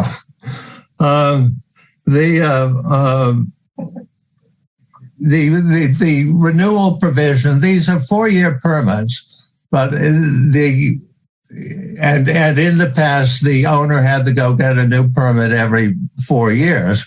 But this says that this amendment would permit the owner to apply to the building inspector and after making various representations, get a renewal term. And the representations would be that they would comply with the special permit and that they were in compliance with it. Number 8 is housekeeping. And number 9 has to do with the definition of temporary apartment, and it's been redefined so as to include additions to houses and attached garages. The rest of the article, those are the changes, and those are the only changes that are proposed. And it, as you perhaps can tell, they're important changes, but they don't change the substance of the article. And you can see that part of the article sets out how the article would read if these amendments are made. But bear in mind that most of the stuff that is set out and how the amendment would read is already there. This is an existing bylaw, and the only changes are the changes proposed in that I've discussed. You've got about a minute left, sir. All right. And this is a good bylaw, and it will benefit elderly residents of the town. And I think that the town meeting should adopt it. And if they do, the town will be the winner. Thank you. Thank you, sir. With that, I see a number of members wishing to speak. We'll start with Mr. Furs. You're recognized. Good evening, Mr. Moderator. Brian Furs, Precinct 10. I want to thank Mr. Whiteside for his work on this article. He's spent many years writing zoning for our town, and I appreciate all of his efforts. While I don't agree with many of his positions, I appreciate all of his time. I think it's really important that the town understand how this article got to where it is tonight. After this article was submitted as an alternative, I believe, to the ADU article that was before town meeting at our last meeting, I believe in February. At that last town meeting, that both of those articles went through some public process and had hearings before the planning board. And after the last town meeting sent the ADU bylaw back for further study, the planning board then met as part of the public process and voted to also send this article back for further study at that time, so that the two articles could be reviewed together. After the most recent election, the planning board again met prior to this town meeting in its newly constituted form with its newly elected members, and then voted to support this article. And I think it's very important to note that the two new members of the planning board that voted to send this forward and approve it are the first two signatories of this submission. And I think the town meeting should give great pause to that and determine whether that is an appropriate way to move an article forward. I think that based on that alone, this article should be sent back to the planning board for due public process and further study alongside the ADU that was sent back at the last town meeting. There are probably very good parts of this article that could be looked at alongside the ADU that was sent back, which also I'm sure had very good components, and we could probably end up with a much better final product. But all of that aside, I think the biggest reason it needs to be sent back is because I must say I believe the process was a bit dubious to get it here tonight. With that, I would like to make a motion that this article be sent back to the planning board for further study. Thank you. Understood. We have a motion made. Is there a second? I see Ms. Rose Zaidi, if I'm pronouncing it correctly, seconds that motion. With that, ladies and gentlemen, we're going to pause discussion on the article as you see printed, and now move to consider the motion to refer back to the planning board. You should be familiar with this. By the way, there's some questions coming in. Let me just answer a few of them. This is a citizen's petition. Which follows the process of getting proper signatures and certification by the town clerk and the select board. It's then sent to the warrant committee. The warrant committee then considers it like any other article. So that's how it got here. I'd like to impose the same limitations on this motion to refer. 3 minutes to discuss what you would like about the motion to refer, as long as we are respectful. A 45-minute count in total. So we could have the 45-minute count start up. So I see lots of hands raised. If you'd like to talk about the motion to refer, but we're not going to take any other motions now, by the way, just this one. Then I'll start recognizing them in order. So with that, I see Ms. Kathleen O'Donnell, you're recognized, ma'am. Thank you very much, Mr. Moderator. As some people may know, I did submit an amendment. Precinct? Oh, sorry. Kathleen O'Donnell, Precinct 7. Thank you. I did submit an amendment to this article to remove the provision about family members. I believe that this motion for reconsideration and sending it back to the planning board is appropriate because I question the legality of limiting the occupancy to family members. And I think this is in a situation that should be discussed with town council, with the attorney general, and I believe it's appropriate to do a referral back to the planning board for further consideration. Thank you, Mr. Moderator. Thank you, ma'am. Very succinct. With that, I see Mr. Walker, you're recognized. Thank you, Mr. Moderator. This is actually a question. Precinct again, sir? I'm sorry. Leroy Walker, Town Meeting Member, Precinct 10. Thank you. This is directed to Ms. Hall as Chair of the Planning Board. It would be helpful if Ms. Hall could outline what the type of article that the accessory dwelling unit article, what the objectives of that article were and how that compares and contrasts with this article. Are they intended to operate in tandem? Can you have one without the other? I'd be interested in hearing about the planning board's view of that. Thank you. Just so I understand, you want to contrast by the chair between the ADU article that came up in our March special versus this citizens petition tonight? Correct. And that was referred back to the planning board for further study. Yes. Correct. The ADU referred back in March and this one tonight. Understood. Yes. Ms. Hall of the planning board, are you there? Yes, I am. Thank you, Mr. Moderator. A member has raised a point of order. The deal I'm trying to make with folks is 3 minutes and let folks speak because I'm finding it's very difficult for people to just keep to the motion to refer. So you got your 3 minutes. As long as we're respectful, just letting people go. So yes, Ms. Hall, please continue. Thank you, Mr. Moderator. Meredith Hall, Town Meeting Member, Precinct 3, Chairman of the Planning Board. The article that you have before you, the citizens article, is extremely different from the previous ADU article. The previous article where this pertains to family caregivers, caretakers, we're broadening our current temporary apartment bylaw. The previous, what was previously being submitted would be open to, it would be open market rentals that every household would be qualified if they have the right size and lot size and so forth, setbacks, typically of what you would go through a variance through the Zoning Board of Appeals. It was not necessarily a special permit process. Rather than being a special permit, it was a much broader article. So it would appeal to a more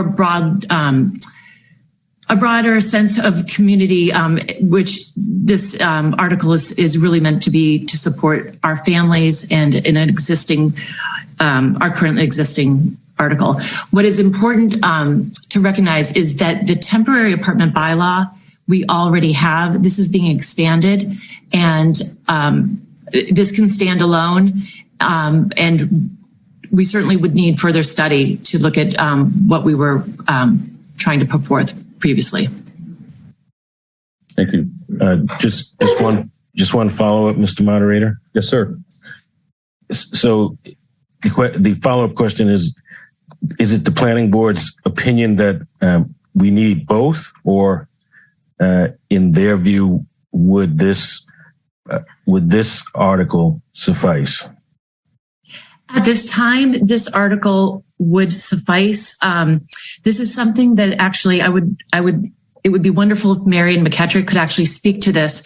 This is a current article that our citizens that we currently have and that they use and that they are currently applying for. We can look at doing something and always broaden this going forward, but we would need further study to do so. Just so the body knows, of the 100 towns studied in the 2018 Pioneer Institute white papers on accessory dwelling units, 31 of those towns have accessory dwelling units, which are for relatives, homeowners, caretakers, elderly, or qualifying low-income households.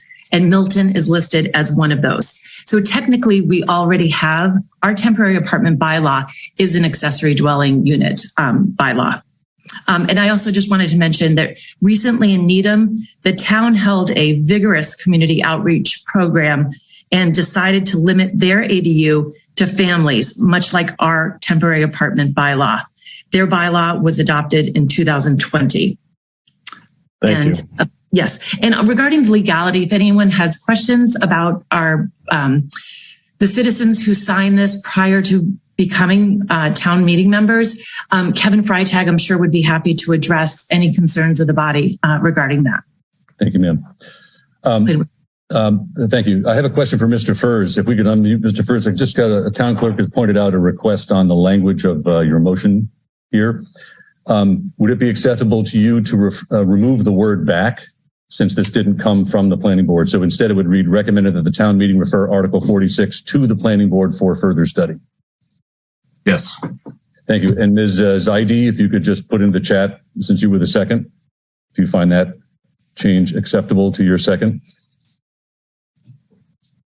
I believe that was Rose Zaidi. Yes, they have both accepted that slight wording change, which I believe is acceptable here on the floor. So with that, we'll proceed to other questions. I see Ms. Christine Hodlin, ma'am, you're recognized. Thank you, Mr. Moderator. This is Christine Hodlin, Precinct 2, town meeting member. I would ask that the town meeting vote to accept Brian Furs's recommendation to refer this back to the planning board. I find it very odd that we have a zoning bylaw that has been created by citizens and not by the planning board. The planning board typically is the one that presents zoning articles and has the details and the expertise on what should be and should not be included in them. I also want to say that I am a little concerned with the limitation of who can occupy these particular things that are proposed in this article. It just seems a little bit restrictive to me, and that we are supporting our families, whatever our families means, only Milton people that are only in town, and not others that may be in need of housing, that the ADU and this particular bylaw together may be able to accommodate. And I just object as well to the previous comment by the planning board chair that if this was submitted by citizens, how can she say this was approved by the planning board? This was not presented or approved by the planning board. And in fact, the previous ADU article, what was approved by the planning board, but not ever really presented at town meeting. So for all of these reasons, I recommend that we refer this back with the other ADU bylaw for the planning board together to come forward with us with something that we can review and accept. Thank you. Thank you, ma'am. I'll just read the list here. We've got a number of speakers. Mr. McKay, Mr. Donahue, Ms. McKettrick, Mr. Chinman, Mr. Gaius, Mr. Fundling, Mr. Whiteside. I may come back to you, and I think I'll have an offline with another speaker. So, Mr. McKay, you're recognized.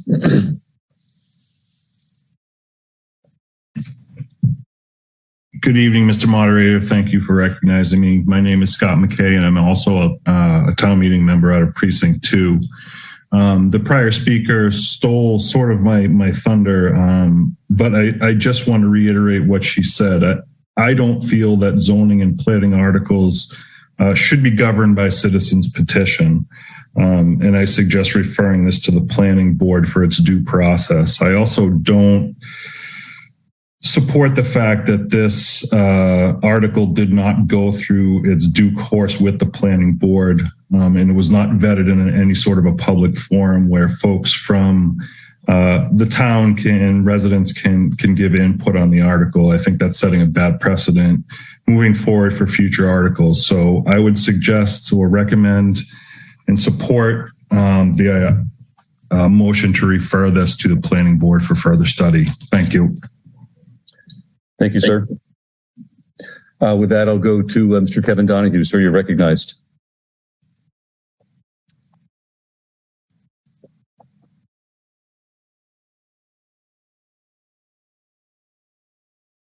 If you could unmute, Mr. Donahue.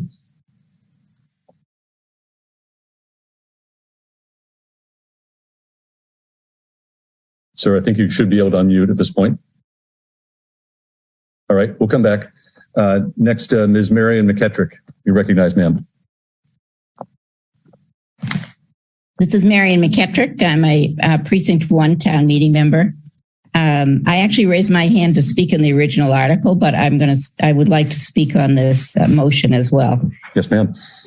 I've probably been representing people with these temporary apartment bylaw applications as an attorney now for about 11 or 10 years.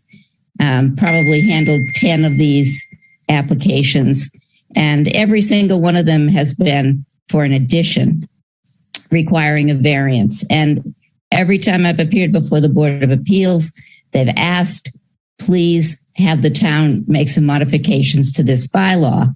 So just speaking, so I don't see a lot of point in referring these amendments back to the planning board. This is an existing bylaw. It's not a new bylaw.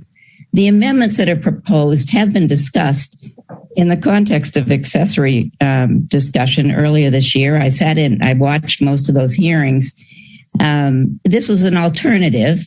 The planning board didn't choose to endorse it at the time, and I understand why, because they were trying to create a unitary bylaw. But it has become clear to me that the temporary apartment bylaw is a different creature from, some of the other accessory bylaw characteristics that were discussed. It serves a purpose. It's needed. People are using it now, and there's really no reason why they should have to apply for variances when they want to build an addition and put a temporary apartment in it. This is tested, this bylaw, and its defects have been remedied by the proposed amendments. So I would like to go back to the article and vote on it. And I don't support sending this back for further study. I think it's been pretty exhaustively analyzed. Mr. Whiteside wrote the original article, and he's come around to the idea of amending it, which isn't always easy when you write something to begin with. You have about a minute left, ma'am. These are good amendments. So I would urge the body not to vote to send this back for further study. And I won't speak further on the article. I've already said my piece, but if we do have the opportunity to debate the article, I urge the town meeting members to vote for it. We need these amendments. The accessory apartment bylaw will be discussed further, and I hope we'll come up with some way of presenting that to town meeting. I'm in support of a broader opportunity as well. I see no reason why this bylaw can't exist in an amended form while that process continues. Thank you. Thank you, ma'am. Mr. Donahue, I see you're unmuted. You're back, sir. Mr. Donahue? You have the wrong Donahue. Then I apologize. I see Mr. Kevin Donahue, if that's who just spoke, your hand is raised in the window. If you perhaps could lower your hand. Or are you Mr. Kevin Donahue? There's two.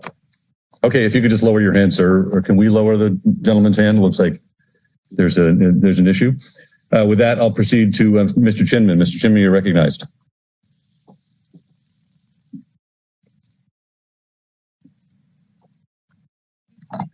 Thank you, Mr. Moderator. Michael Chinman, Precinct 2. I think this citizens petition has badly flawed language. And I support the motion to. You still there, sir? Illustrate the flaws.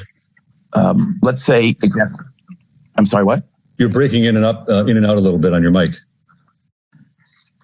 I have 4 simple examples that I hope will illustrate the flaws that hopefully could be remedied if this was referred back. Okay, thank you. Example 1, let's say my mother is a widow and she was lucky enough late in life to meet Jim, who also his spouse died. They have a loving relationship, but they're not married. And there's many reasons why people don't get married. Could be insurance, could be taxes, could be inheritance, or it could be they just don't want to disrespect the prior spouse by getting married again. Anyway, if I want my mother and Jim to come live in my temporary apartment, this proposed bylaw says no. Milton says no to my mother and Jim because they're not married. And I mean, the days of clutching our pearls because people who are not married live together is very few of us were born when those days existed. So example 2, let's say my father is getting on years, but he doesn't need a caregiver. But it'd be nice to have somebody from the family living with him. And let's say my brother's son, my nephew, is going to be going to college in the area and needs a place to live. And it's a win-win-win. They can live in my temporary apartment. My father can live with me. My nephew can live with me, with my father in that apartment. And we can have Sunday dinners like that Tom Selleck show with the whole family. And but this bylaw says no. You've got about a minute left, sir. My father and my nephew is. I'm sorry, what? You got about a minute left, sir. My father and his grandson, according to this bylaw, cannot live together in the apartment. It makes no sense. Let's say that I have a big house in Milton with a lot of kids, and I want to build a temporary apartment with 2 caregivers because I have so many kids. I have 8 kids, let's say, 6 or 8 kids. If I want 2 caregivers to care for my kids living in this temporary apartment together, I can't do it because 2 caregivers do not bear the relationship to each other that is required by this bylaw. It doesn't make any sense to put these restrictions on it. This needs to go back. If you could wrap up, sir. 4th example is I'm sorry? If you could wrap up, sir. This language is discriminatory. Not all families are the same. Not all family relationships are valued the same across all cultures. And this imposes a view of what a family is and what's important that really should not be inscribed in our laws. And I urge the body to vote this back to the planning board for further study so that this discriminatory language and nonsensical language that prevents the situations that I described from happening can be improved. Thank you, sir. With that, we'll go to Ms. Tagayas. Ma'am, you're recognized. Thank you, Mr. Moderator. Cheryl Tagayas, town meeting member from Precinct 9 and a member of the Planning Board. The existing temporary apartment zoning has been on the books for 30 years, as has been said, and there have been approximately 30 units built according to that temporary apartment bylaw. So that's an average of 1 per year. It has been known to have many problems for many years, but it was only after efforts to dissuade the planning board from moving forward with the ADU bylaw, and those efforts failed, that this amendment was proposed. Given the planning board's focus on the ADU bylaw and the board's interest in hearing debate at town meeting on its goals and provisions, the board did not focus attention on this petition prior to the special town meeting. In fact, the board had not discussed it since March until a hastily called meeting before the second night of this town meeting, when the substance of the article or the zoning itself was not discussed, but a new vote was taken. As we all know, the ADU bylaw did not get the light of day at the special town meeting, having been sent to the planning board for further study before it was presented by the board. The board seeks input from the Director of Planning and Community Development and the Building Commissioner on all zoning articles, and did so for both the ADU and this petition. Both indicated that this section of the zoning needs revision, but did not think that this citizen petition adequately addressed their concerns. Mr. Zawinski noted, among other things, the following issues with the underlying zoning and this amendment. It lacks a written purpose, which would allow members to evaluate whether the bylaw and the amendments are achieving its goals. It contains a special permit process that creates an uncertain and discretionary decision-making process. It restricts occupancy to family members and their caregivers, which is inherently discriminatory. And its attempt to define family in the 21st century fails. One can build a temporary apartment for a grandmother, but not a great-grandmother, for a nephew, but not a cousin. Could a foster child live in one? It's unclear. Why should zoning attempt to codify the bonds people choose to form in their lives and define what constitutes family? I would add that there is no zoning purpose to restricting occupancy to family members. Not health, not safety, not density. Mr. Prondak noted that a number of provisions in this article will require additional monitoring and tracking by inspectional services. Ma'am, if you could wrap up shortly. To enforce and will impose a role for the health department that cannot be put into zoning. Ma'am, could you wrap up shortly? I will, thank you. Thank you. It includes redundancies and does not include standards by which the Board of Appeals would judge design requirements contained within. Clearly, there is more work to be done to improve the temporary apartment zoning. This should be referred to the Planning Board for study, where adequate time for professional, board, and public input can be considered in a public process. Thank you. Thank you, ma'am. I see some repeat speakers, but a new speaker includes Mr. Fundling. Mr. Fundling, you're recognized. Hello, Jay Fundling, Town Meeting Member, Precinct 3. I will briefly echo what previous members have said about implementing a sweeping zoning change that comes from a citizen's petition. And therefore, I support sending this back. We all have our strengths and weaknesses as town meeting members. One of my weaknesses is that I have no skills in evaluating the legal language of zoning codes. When we get a proposal from the planning board, I can trust it was written by our elected representatives, agreed on an open meeting, and went through the correct process for vetting in open meetings. When it comes from a citizen's petition, no matter how well-intentioned those citizens, we did not get that process. So I look forward to the planning board sending something similar back to town meeting in the fall. But for now, I support sending this back. Thank you. Thank you. I see Mr. Neely. Sir, you're recognized. Thank you, Mr. Moderator. Rick Neely, Town Meeting Member, Precinct 3. I'm opposed to sending this back to the planning board or sending it to the planning board for study. This is an article that is a standalone from the accessory dwelling unit proposals that have been presented by the planning board over the last 18 months. I've made points to the planning board over that period of time that this particular bylaw that exists today can be improved upon. This article improves it. And there are benefits, as outlined by one of the members, Ms. McGettrick, about the improvements that will benefit existing town residents. So I think it's unnecessary to send this to the planning board, and the planning board could continue to do work on the other accessory dwelling unit, and the two can stand alone. Thank you. Thank you, sir. With that, a couple things. I do see a member of the warrant committee that is asking for permission to speak. That's an elected town meeting member. It is my policy to not recognize elected town meeting members who are members of the warrant committee. I believe by long tradition, we discourage that. I've talked to the member about it, and I'm choosing not to recognize them to speak tonight without identifying. There's only 3 speakers left. Is anyone who is yet to speak on this motion to refer wish to speak? Otherwise, I'm going to go to just 4 names and go to a vote. I'm going to call Mr. Whiteside, Ms. O'Donnell, Mr. Fahey, Mr. Furs. Then we're going to go to the warrant committee for their opinion on this motion to refer. So with that, Mr. Whiteside, you're recognized. Pardon me, Ms. Agostino, you just raised your hand in the nick of time. Ms. Agostino, you're recognized.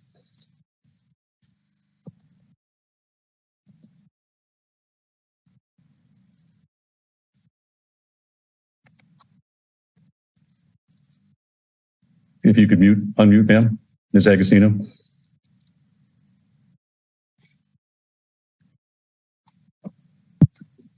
There you are. I am muted again. Am I here? All right. Yes, you are. Yes. Diane DiTullio Agostino, Precinct 9, town meeting member. I strongly feel that there is a process where citizens can submit amendments to zoning bylaws, and in the past they have. So we should take anyone's time and effort to improve something which I have a lot of respect for the many years served by the town meeting member representing individuals at the planning board. I know it's a difficult job, and if this article has submitted will make it easier, it's not the end all. The planning board will continue over many years, I'm sure, to fine tune this article, review all the needs for different family members, et cetera, et cetera. But if there are portions of this bylaw that we have had professionals who have lawyers that have dealt with these type of things say that they also support adding this language to help out temporarily until the planning board,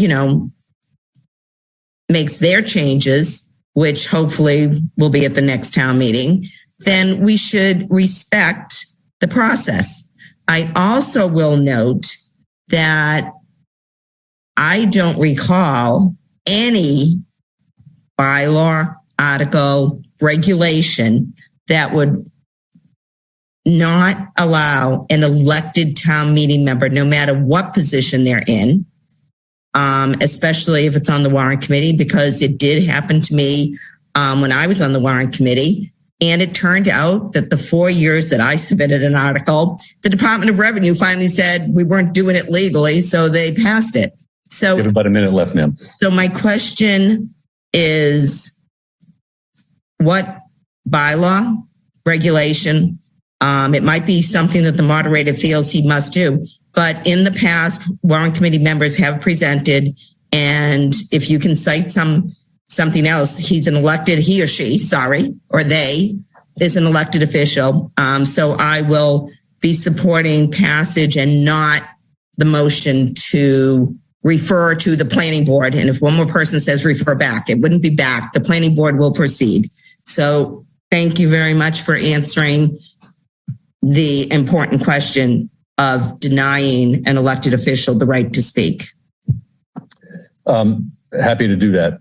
I cite town meeting time, which is littered with the phrase, no one may speak without the leave of the moderator. It is my opinion that I'll refer to myself as the elected head of the legislative branch at town, in town.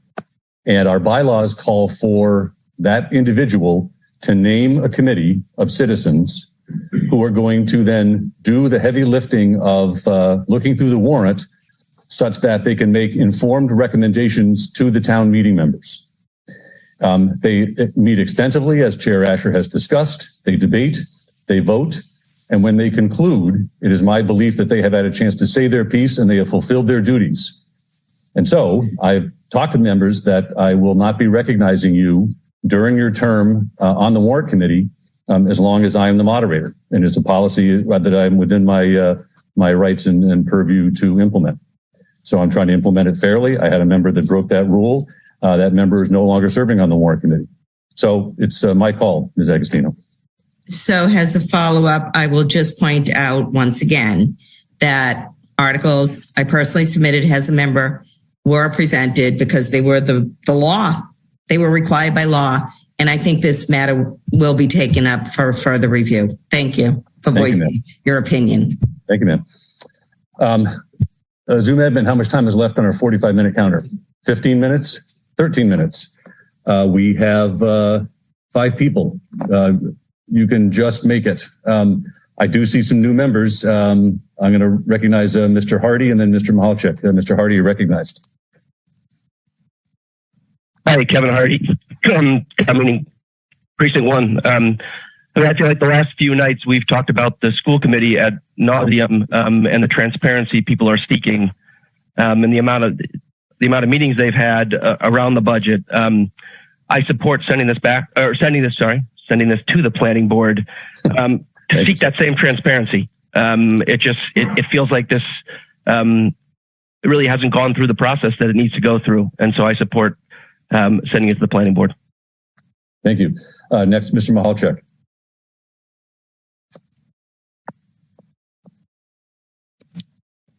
Thank you, Mr. Moderator. Mike Mahalchik, Precinct 7, Town Meeting Member. I think that you should try to make laws that last for more than a few months. And also, there's a certain amount of efficiency in deciding an issue and having it settled by compromise if necessary. I think there are 2 teams in this town, and there's been a close division between the accessory dwelling unit proposal and this proposal. There is something in the middle between those proposals that we should enact and we should live with for 30 more years. So I want to vote yes on this proposal to get something that's better for everybody, take the time and run it through the process. I don't want to legislate by citizens petition. Thanks. Thank you. I now see some of the repeat speakers, folks. I'm going to hold you, since it's a repeat, to 2 minutes so you can all get some time in. So we'll start with Mr. Whiteside. Sir, you have 2 minutes. Well, just initially, I was on the planning board for 32 years and wrote most of the zoning during that 32 years. And this article has had a planning board hearing, just like any other zoning article, and no questions were asked about the substantive provisions. And if this is illegal, which I don't believe for a second it is, but if it is illegal, this article, if it's passed, has to go to the Attorney General for approval. And if it's illegal, the Attorney General won't approve it. And that's the way to get a determination of the legality. So send it to the Attorney General and see what he says. As far as sending it back, there already temporary signs were sent back 5 years ago. Hasn't come back yet, but it was referred back to the planning board. If you send it back, you're not guaranteed that you're going to get it returned to the town meeting anytime soon. Traffic impact mitigation. 3 years ago, 4 years ago, it was returned to the planning board for further work. Hasn't come back. So the idea that you send it to the planning board and somehow it's going to come back in the fall, it's possible. It's also not possible. You have a chance. You have a chance to do something good for the town now. And I think that the town should seize it. The town meeting should seize it. And thank you. If you could wrap up. Thank you. Thank you. With that, we'll go to Ms. O'Donnell. Ma'am, you're recognized.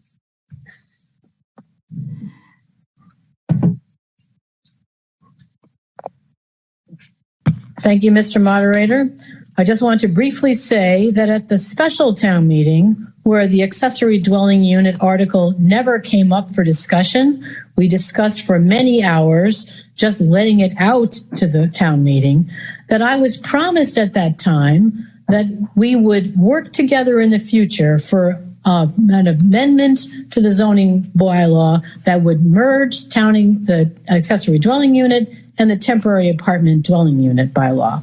And while I agree with Mr. Whiteside that his amendments are an improvement to a pretty terrible bylaw as it stands, I would also focus our attention on the fact that we were promised at the last meeting that there would be some work going ahead to compromise those two ideas to come up with one bylaw. And I asked the town meeting to refer to the planning board for that process. Thank you. Thank you, ma'am. Next, Mr. Fahey, you're recognized, sir. Thank you, Mr. Moderator. Sean Fahey, Precinct 9 and Planning Board member. I will also try to be brief, Mr. Moderator. Alex Whiteside spoke a moment ago and he said we have a chance to serve the residents. I would view it a little differently. We have an obligation to serve the residents. An obligation. This is an improvement for every resident in town. And if we do not pass this because we have differences of opinion of it not being as inclusive of language, yes, we may wait a period of time before it returns. And yes, there will be residents in the town that could benefit from the citizens petition that will not be able to benefit from the citizens petition. I see no good reason for this not to pass. This should be passed because we have an obligation to the citizens. The speaker earlier referred to this as sweeping zoning change, not even close. That is an incorrect reference to the language that Alex Whiteside has written. I'm confident that residents throughout the town will want this citizens petition passed. No one is harmed by it. Many people can benefit by it. And if we do not pass this, I think the town meeting will be viewed as standing in the way of good progress. Thank you. Thank you, sir. Lastly, I see Mr. By the way, how much time we have left now? 6 minutes. Some hands dropped. And Mr. Baylor, a first-time speaker. Mr. Baylor, you're recognized. Sorry about that. Trying to find unmute. Yes, thank you. I don't want to belabor it. I just want to put out there. Mr. Baylor, could you just identify yourself for the? Oh, sorry, Richard Baylor. Sorry, first-time speaker. Precinct 7, member of the planning board. I'm in my 5th year of the planning board. I spent about 6 years on the warrant committee. And I just want to put forward to the body, I agree with the past comments that Cheryl made and some others made. My worry is this, we had an ADU bylaw come forward and there was a number of issues that were brought up, which passed and sent it back to the planning board, but we haven't, some of those same issues are in this one. And so I do worry the fact that we really had no public process here, that folks don't actually know what's in it or what the ramifications are. Again, I spent 5 years, in my 5th year of the planning board, 6 years in the warrant committee. And of that time, I've never once seen a board or a committee actually put forward an article that didn't actually have a public process. And this, to one of the points made, I think, Mr. Whiteside, it did have an open public hearing, but it was quickly stalled and stopped for the ADU. And it was put aside, as member Kathleen O'Donnell has mentioned.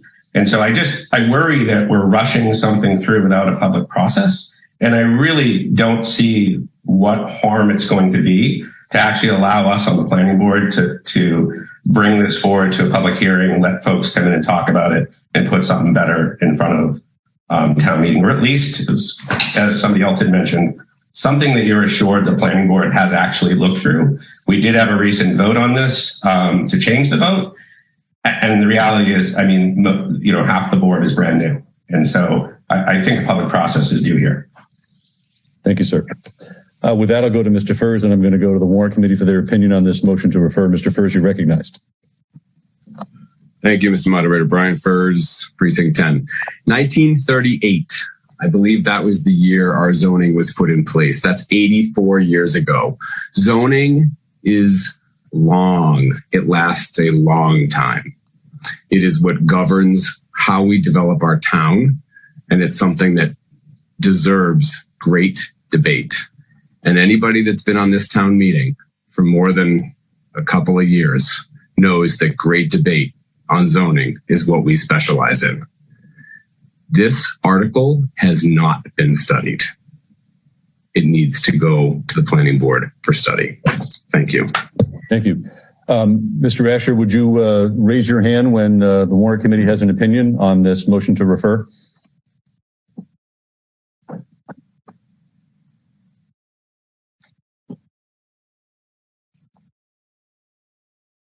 In Zoom admin, I think we're about out of time, right? Yes, we are. Thank you, folks, for abiding by the 3 minutes, the 2 minutes, and the 45 minutes. Chair Asher, you're recognized, sir. Mr. Moderator, thank you. George Asher, Chair Warrant Committee, Precinct 6 Town Meeting Member. The Warrant Committee is in favor of referring this to the Planning Board.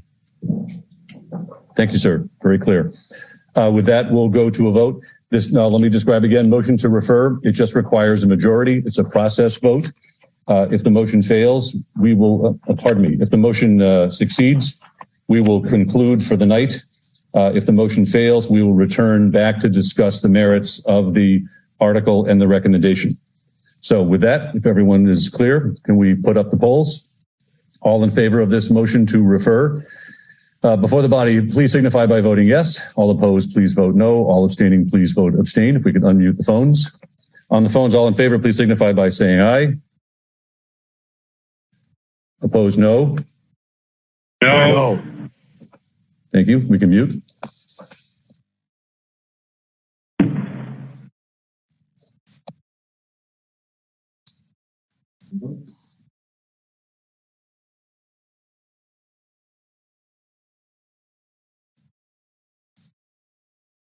With that, the motion carries with a vote of 140 yeses at 65%, 75 noes at 34%, and 1 abstain at 0%. That concludes the articles we have for tonight. Just before we get the motion to dissolve, I'll check the room. Madam Clerk, will you agree we are all wrapped up for the night? Yes, and for annual town meeting. The first thing I'd like to do is thank the warrant committee, who, as members who have served, as citizens who observe, know that this committee does put in hours after hours after hours. They have been highly visible. They've received praise and criticism.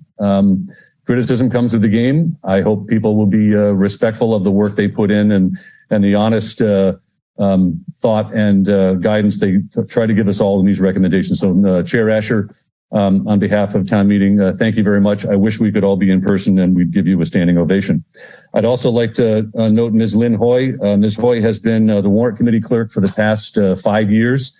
When you see the magic happen of your amendments appear and your presentation show up, and she's the person clicking next slide. So Ms. Hoy, thank you. She's extremely responsive to this moderator's requests, and I'm very grateful for her work. So with that, ladies and gentlemen, I'll entertain in the Q&A a motion to dissolve. I see so moved by Mr. Walsh. I see seconded by Mr. Matthews. If we could put up the poll. All those in favor of the motion to dissolve, please signify by voting yes. All opposed, please vote no. All abstaining, please vote abstaining. On the phones, in favor, please say aye. Aye. Opposed, no. Thank you.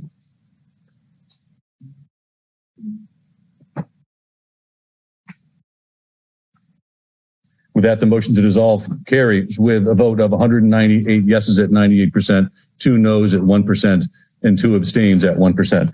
Ladies and gentlemen, we are dissolved. Thank you very much. Enjoy the rest of your short evening. Okay.